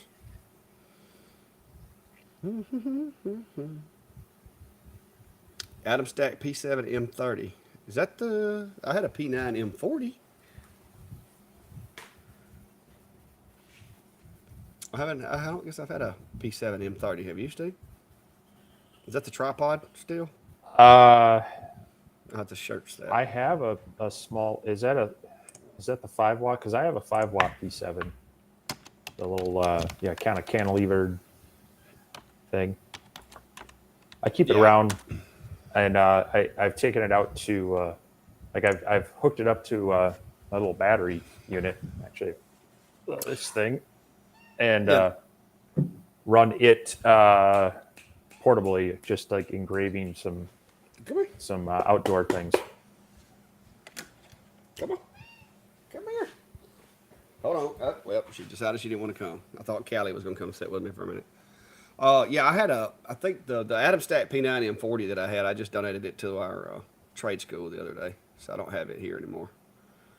Mine was a 5 watt also. I'm actually talking with our graphic communication faculty at the community college I work at, and they're looking at adding. I've talked with them before about some of the stuff I do, and they follow me on Instagram and such, so they're always seeing that, and so they're interested in seeing what their students could do with a laser. So they do a lot of, they work in graphics design and such in a lot of the Adobe products, and then they'll put it into print, or they'll do screen printing, other things like that. But this would be an additional medium for them to work with. So, I told them, I said I'd have them come over and take a look at what they could do, and then they'd have to talk to facilities about making sure they can set up spot. But if it works out, I'm definitely going to hook them up with a laser or two to get started with. Yeah. Well, that's cool. Be nice to see what they come up with. They'll start like everything will have the campus logo on it. That they can. You give them the fiber, and they can really start hooking some stuff up. Well, I'd have to have my replacement for that one first. So yeah, I know the feeling. You don't know what you got until you get it, and then you don't want to let it go. Because I have like all my rotaries now have the steps per rotations per millimeters per rotation or whatever is burned to the top of them, just so I don't forget to check that every time. Because I get so aggravated trying to go back and confirm. But if you hadn't already, guys, the Laser Engraver community page is a Facebook page that Steve and I kind of spun off of the lives, because people were wanting to show us pictures of things that they made, ask questions, exchange ideas, just get a little cheat on a jump off for material settings and that kind of thing. And this enables you guys to not only interact with Steve and I, but to interact with each other. And we've got a lot of really talented guys that know a lot about lasers and CNCs. Some know more than I do. So, matter of fact, a lot of them probably know more than I do. But so it's a good resource. It's a good page to follow. Like I said, if you're new to laser engraving, these guys are really helpful at answering questions and giving advice. And like I said, me and Steve try to swing through there occasionally and see if we can lend any of our I wouldn't call it expertise, but we'll call it experience there you go. to the group. So if you have a Facebook page, or if you want to have a Facebook page, go check that group out. It's just the links right there below where it's at. So don't fret if you can't write it down or copy it or whatever. But just search for Laser Engraving Community, and it'll pop up. There are some questions.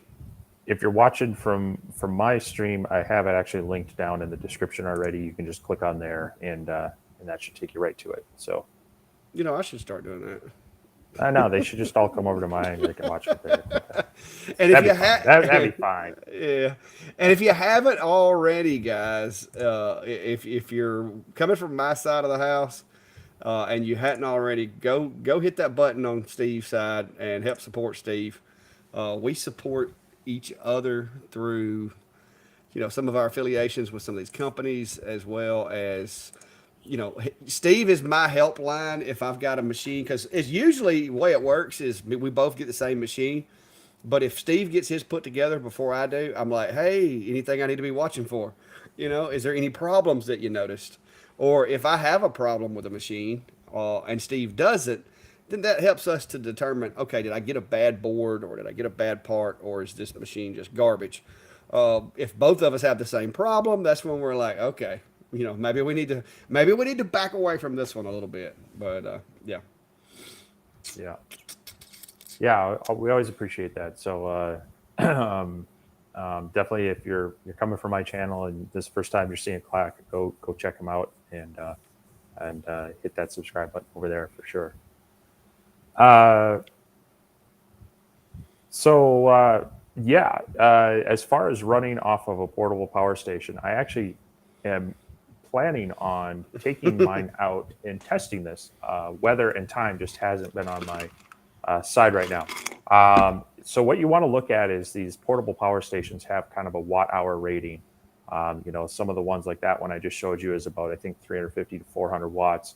You get some of the 800,000 on up. So you want to compare that to your power draw. Generally, that's going to be the power brick going into the laser itself. A lot of those are, maybe this is kind of going back to the argument of how they used to advertise diode lasers as this is an 80 watt laser. Well, that was the input wattage to the laser and not the output wattage. Well, that's important to know is the overall power draw from that. So if you have power brick on your laser is 120 watt power supply, you know that at full power, that's what it is going to draw out of your power source. So if you've got a 300 watt hour power supply or a battery bank and it's pulling 120, you're going to get maybe 2 to 2.5 hours of runtime out of that. Now, if you add on top of that any sort of fan, like an air extractor, maybe you're running your laptop off that, you're going to need to add all those up to see what your actual runtime is going to be.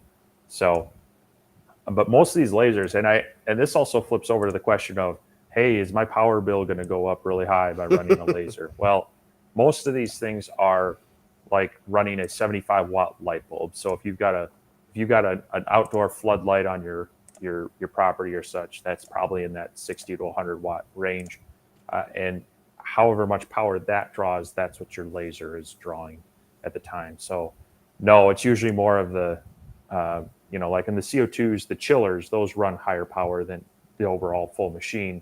And then of course, heating the shop when I'm dumping air outside is going to be the bigger cost than the actual machine running. But no, they don't take up a whole lot of time. So, or a whole lot of power. So just depending on how long you need to run it outside, that's how you're going to scale your power bank for. But I do have a larger one than this. It's about, I think 1,500 watt hours with about maybe 12 to 13 usable. So I definitely want to go out and do some tests with that to help people out. So hopefully here early fall, maybe in the next month or so, I'll definitely be able to get that out and report that. So yeah, 500 watt, like I say, I think you're going to get maybe 2 to 3 hours, depending on, again, if you plug your laptop into it as well and anything else you're running with it, that's all going to add up. But just the laser itself, it should run it for 2 to 3 hours. Oh man, somebody messing with me about my lights. Norbert, hey, y'all talk about my lights. I'm gonna show y'all. This is just a little sneak peek at what is in the editing phase currently. All right. I have a video that I'm making, and we went all out on this one, guys, trying to get you guys into the festive spirit. So let me show you this, if I can get it to show. There you are, right there. Check out the fireplace. And it actually made me get hot, guys. I told Brandy, I was like, I don't know if it's in my mind or what, but I'm burning up in here today. I was like, is the air conditioner quit? But that's what you guys got to look forward to as soon as I get through editing it. Everybody said they wanted to see Brandy back in the shop more, so there you go. But now my power bill's not that bad. I run a lot of lasers, CNCs. The dust extraction pulls more juice than all of these lasers put together. Because you got a, what is it, 660 CFM, 4-inch inlet dust extraction running on a CNC. I promise you it's gobbling up more electricity than the rest of these lasers are. Yeah, so those fans can have a heavier draw, but yeah, even in the busiest times out here, the only time that I notice a power bill spike is in the winter when I'm trying to keep it warmer out here and running those electric heaters. 1,500 watts, that's going to suck the power pretty quick. So, Well, if I have to do a lot of planing, I will notice a spike in mine because I'm going to tell you that planer will eat through some juice. Uh, so it'll go. Yeah, I think that's right. Let me look, make sure. I may be wrong. Let me see what it says. 660, 5.7 amp, 660 CFM. Yes, that would be correct. 12-gallon capacity when dust collection. That's what I'm running on my router over here on my CNC. And it does a really good job. It's actually more suction than I need because it's like a shop vac, basically. It is more suction than I need for that one little CNC over there. You see that? I've got it choked down from a 4-inch down to like a 2.5, and then it goes down all the way to like a 1.5, going into the DeWalt. So it's like it will clean the entire workspace when it fires up, and I've got it all relayed together so that when I hit carve, the DeWalt comes on, the chip extraction comes on, and it puts it in that nice little bag, and it doesn't blow my nice cool air outside. So, oof. So my dust collector is 1100 CFM. well, I got two of them. I got one over yonder from the other stuff, and then of course my planer. It's got like a 20 horsepower blower motor built in my planer. Yeah.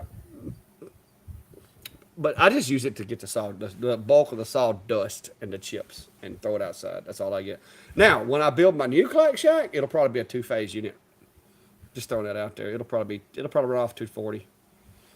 Because I plan on plumbing the whole place with like 4-inch PVC and having caps every 6 foot. Because you cannot have enough places to have chip extraction. I have learned that.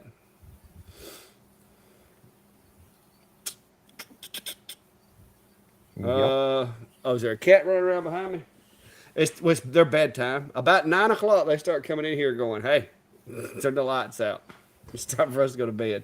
They sleep up there behind that black curtain that I put up there because it's just storage. But they actually climb that ladder behind me and go up there. They've got a little cat bed I built that they sleep in up there. Mm-hmm. Two 12-volt batteries with a 20-watt inverter. You're going to need somebody that knows how to figure out load and watt drain. Yeah, you need to know the amp hour rating of the batteries as well. So. Yeah, probably not too terribly long without any way of charging them.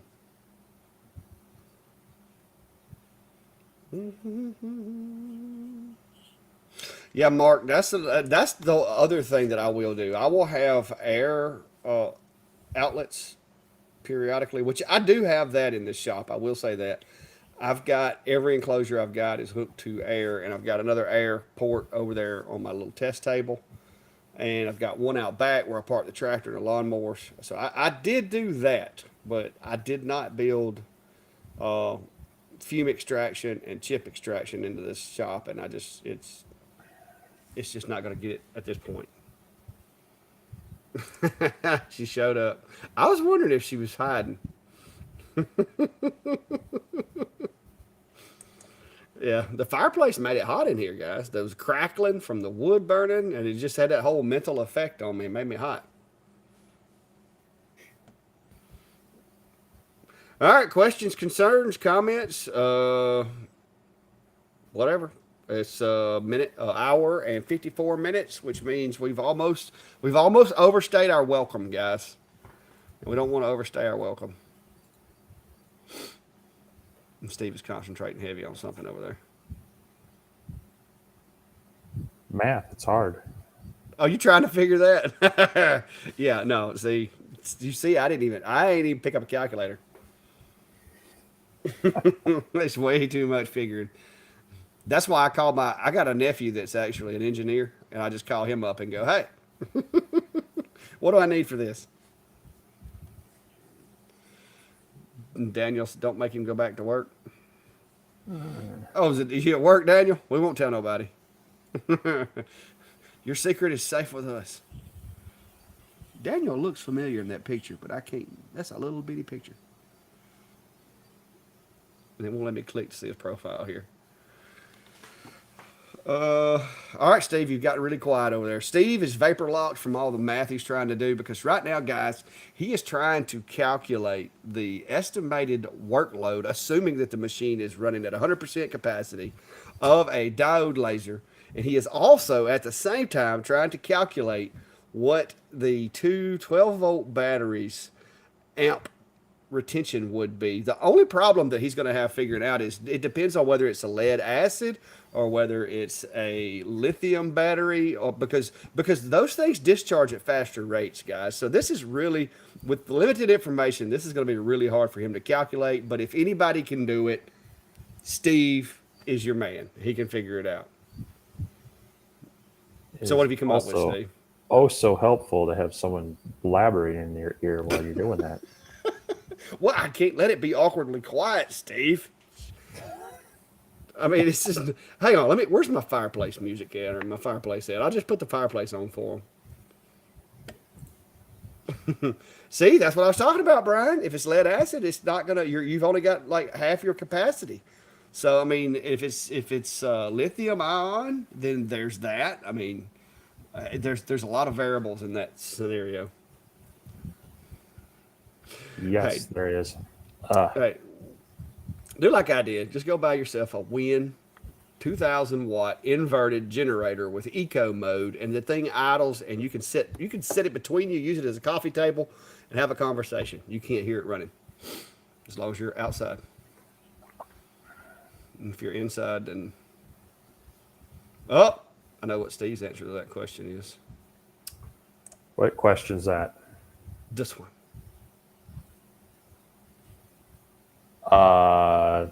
What's my answer to that question? It depends. It does. I told you I knew what your answer would be. So a lot of times, I mean, so honestly, anytime I can use wood glue, it's going to be preferable. It gives you more working time. It actually creates a better bond than CA. But what I'll do a lot of times is if I can't sit and wait for the wood glue to bond, I will actually use the CA in a few spots to act like clamps and put wood glue on the rest of it. So you'll just hit those with a little kicker, a little wood glue to do the real bond, hold them in place, and that's great. But for a lot of the time, if they're just smaller projects and there's not a lot of stresses on it, I want to move on, a little bit of CA glue, a little bit of kicker, and move on to it. But if I'm going for something real structural and really need it bond, I'll always take the time and use wood glue. See, I know how your mind works, Steve. I knew that was going to be it depends, because it depends on the material in the scenario. Oh, Mark said you forgot another variable. What color's the battery? Yeah. Makes it. Well, the color of the battery may actually affect it, because if it's sitting out in the sunlight, if it's a dark colored battery, it's going to get hotter quicker than it would be if it was a white battery. And the heat in that battery is going to also affect the chemical process inside that's going to cause it to discharge at a slower or faster rate. It's also going to depend on the temperature of the climate where he's at. She got way too many variables.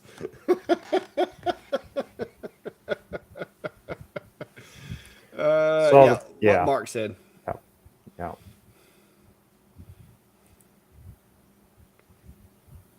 Daniel said he mixes his CA and his wood glue to create super wood glue. Deep cycle gel cell for solar off grid. Okay.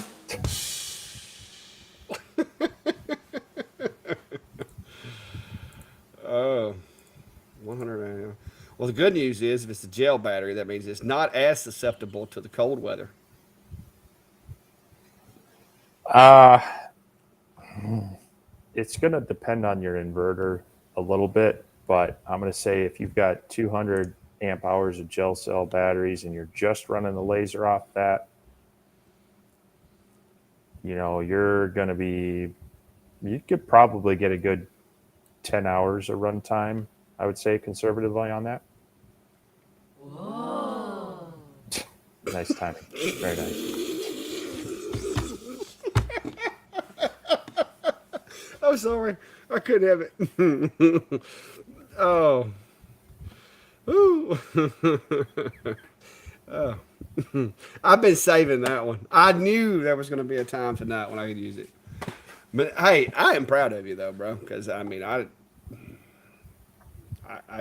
it's math. Hey, we make it a goal to answer the questions and be helpful. So I appreciate you barbecue there. He said that was awesome. He liked the timing too. You got to admit, I had that little bit of pause for suspense, and then bam, gotcha. But yeah, Robert, have a good one, man. We try to be funny, but yeah, there's a lot to it, and to be honest, no amount of calculation in the world, I don't think is going to get you an exact amount. But if Steve says 10 hours, it's probably going to be pretty close to 10 hours. Because if I was going to ask anybody that question, other than my engineer nephew, probably, because he's an electronics engineer, he could probably tell me that off the top of his head. But it would be Steve. well, Or I could ask Brandy, and she'd just be like, I don't know.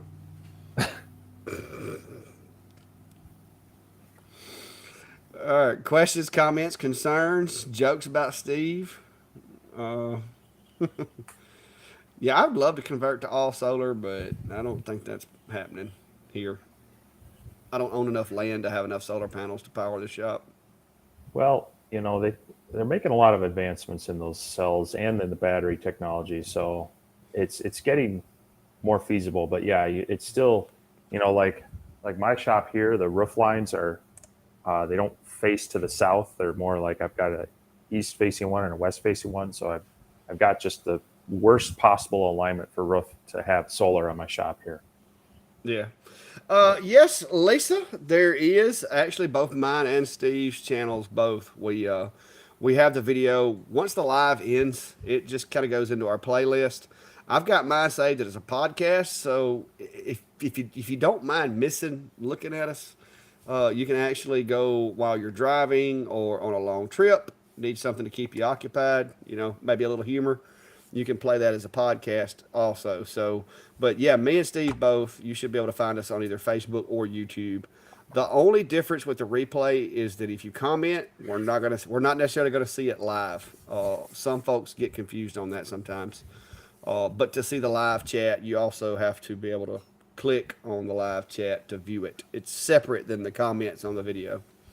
So, but yes, you can watch later when you get better service. And we would appreciate that. It helps us. Like I said, it helps kind of keep us going. Tropical storm. You must be in California. Y'all are not used to those over there, but here in Alabama, we got plenty of experience. Trust me, they're not that bad. If y'all can handle earthquakes, you can handle it. You'll be good. But yeah, I heard California's getting hit by a hurricane, and it doesn't happen very often over there, from what I've heard. Well, it died down to a tropical storm, but they're getting a lot of rain yet. And my dad in Central Arizona, they said they're even expecting to see an influx of rain from it, which they probably can. So I was gonna say Arizona probably won't complain about the rain though. no, they probably won't. Yeah, yeah. See, I couldn't handle the earthquakes. We actually do. This is a little known fact. We actually do have a fault line in North Alabama, right up near Tennessee, and since I have lived where I'm living now, there's been 2 earthquakes. I slept through both of them. Now I did catch on one our front porch video camera did this, like literally you can see the image just kind of flutter just a little bit. So I'm pretty sure it hit our house. But I live on a sand, like where I live is real sandy, so I'm not sitting on bedrock. So you know, earthquakes kind of get lost in the sand here. We don't feel them like they do when they live on like granite mountains and stuff like that. IG, what is IG? Instagram. Oh, Instagram. Can you stream on Instagram? You can go live. Yep. But it's a little bit different. Well, So, Norbert, I did send a site a bit of a legal type email saying, hey, you need to stop this. That site's based in Colombia. There's really not a whole lot I can do. I've gotten them removed from other sites. I've gotten them removed from some Facebook groups. But yeah, when they're hosting this site out of country, there's not a whole lot you can do about that, other than try to put some pressure on them. But I do appreciate people that have, alerted me to when they see them. And it's never fun to see your stuff stolen like that and people trying to profit off it. But it's also, unfortunately, in this arena, you do kind of have to eventually expect it that someone's going to take your idea and, hopefully they put their spin on it, but they may just try to outright steal it and try to make money off it. And you can fight it to a point where you can say, hey, it's been a good run, I'll move on to the next thing and do the next creative thing as well. So, yeah. It is what it is in this world. And, there's only so much you can do to combat it.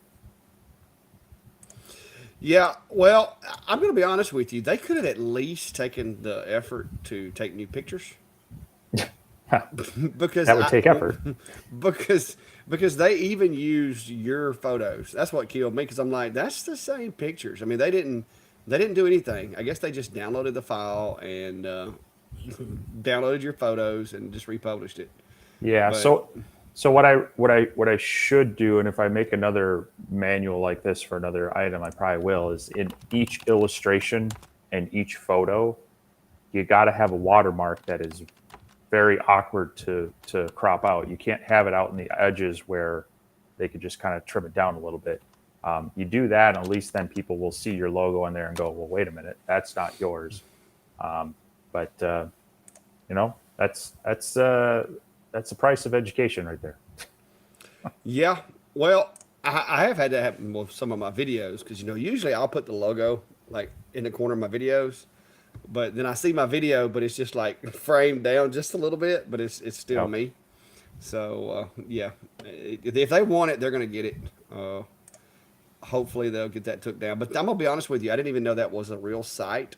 So as far as the U.S. market and the circles that we run in, I don't know that that's going to have a whole lot of effect on you. So No, you know, yeah, like I said, it is what it is, and well, I'll try to do better with it. But I do appreciate everybody who has bought files from me, whether it's the enclosure plans or some of the other stuff.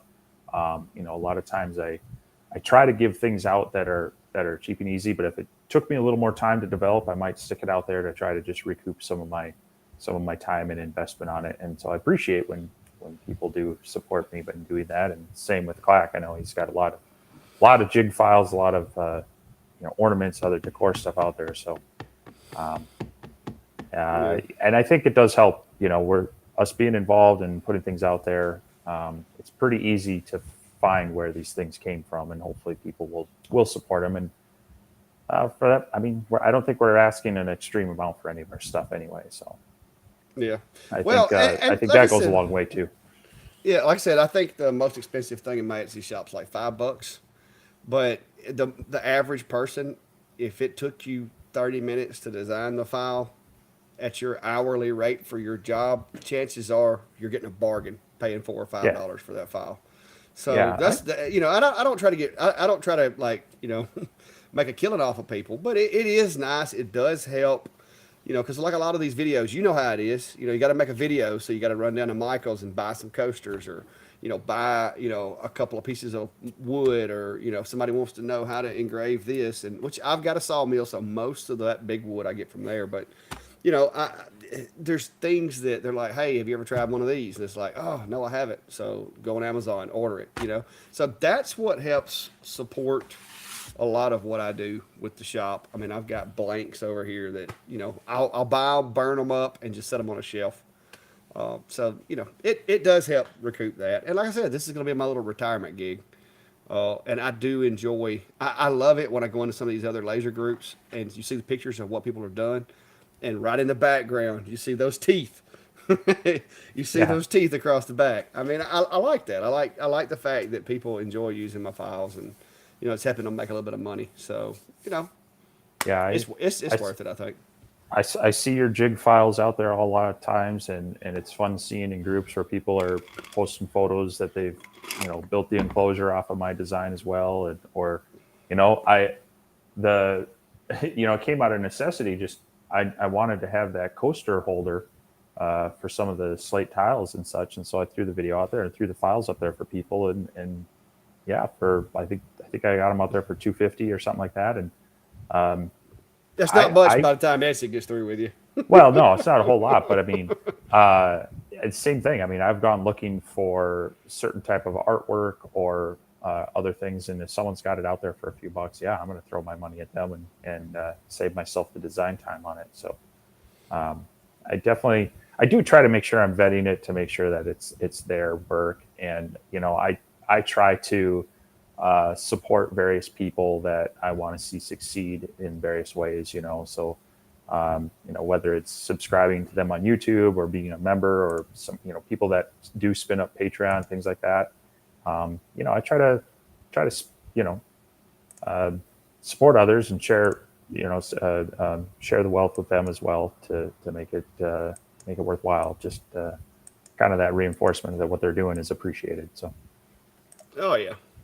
But no, like I said, I appreciate everybody that does use my Etsy shop, and I've seen a lot of guys, tell people, "Hey, go check this out. It's a good tool or whatever," and it's, that's nice, and it does help support the tool addiction. So, have a good night there, Scooby. Yeah, I'm about ready to go to bed myself. I have run out of tea. I brought a smaller cup. I forgot to get my big cup, and so I'm about to thirst to death over here. I need some water, but yeah, But yeah, guys, thanks for all the support. Like I said, I'm coming up on.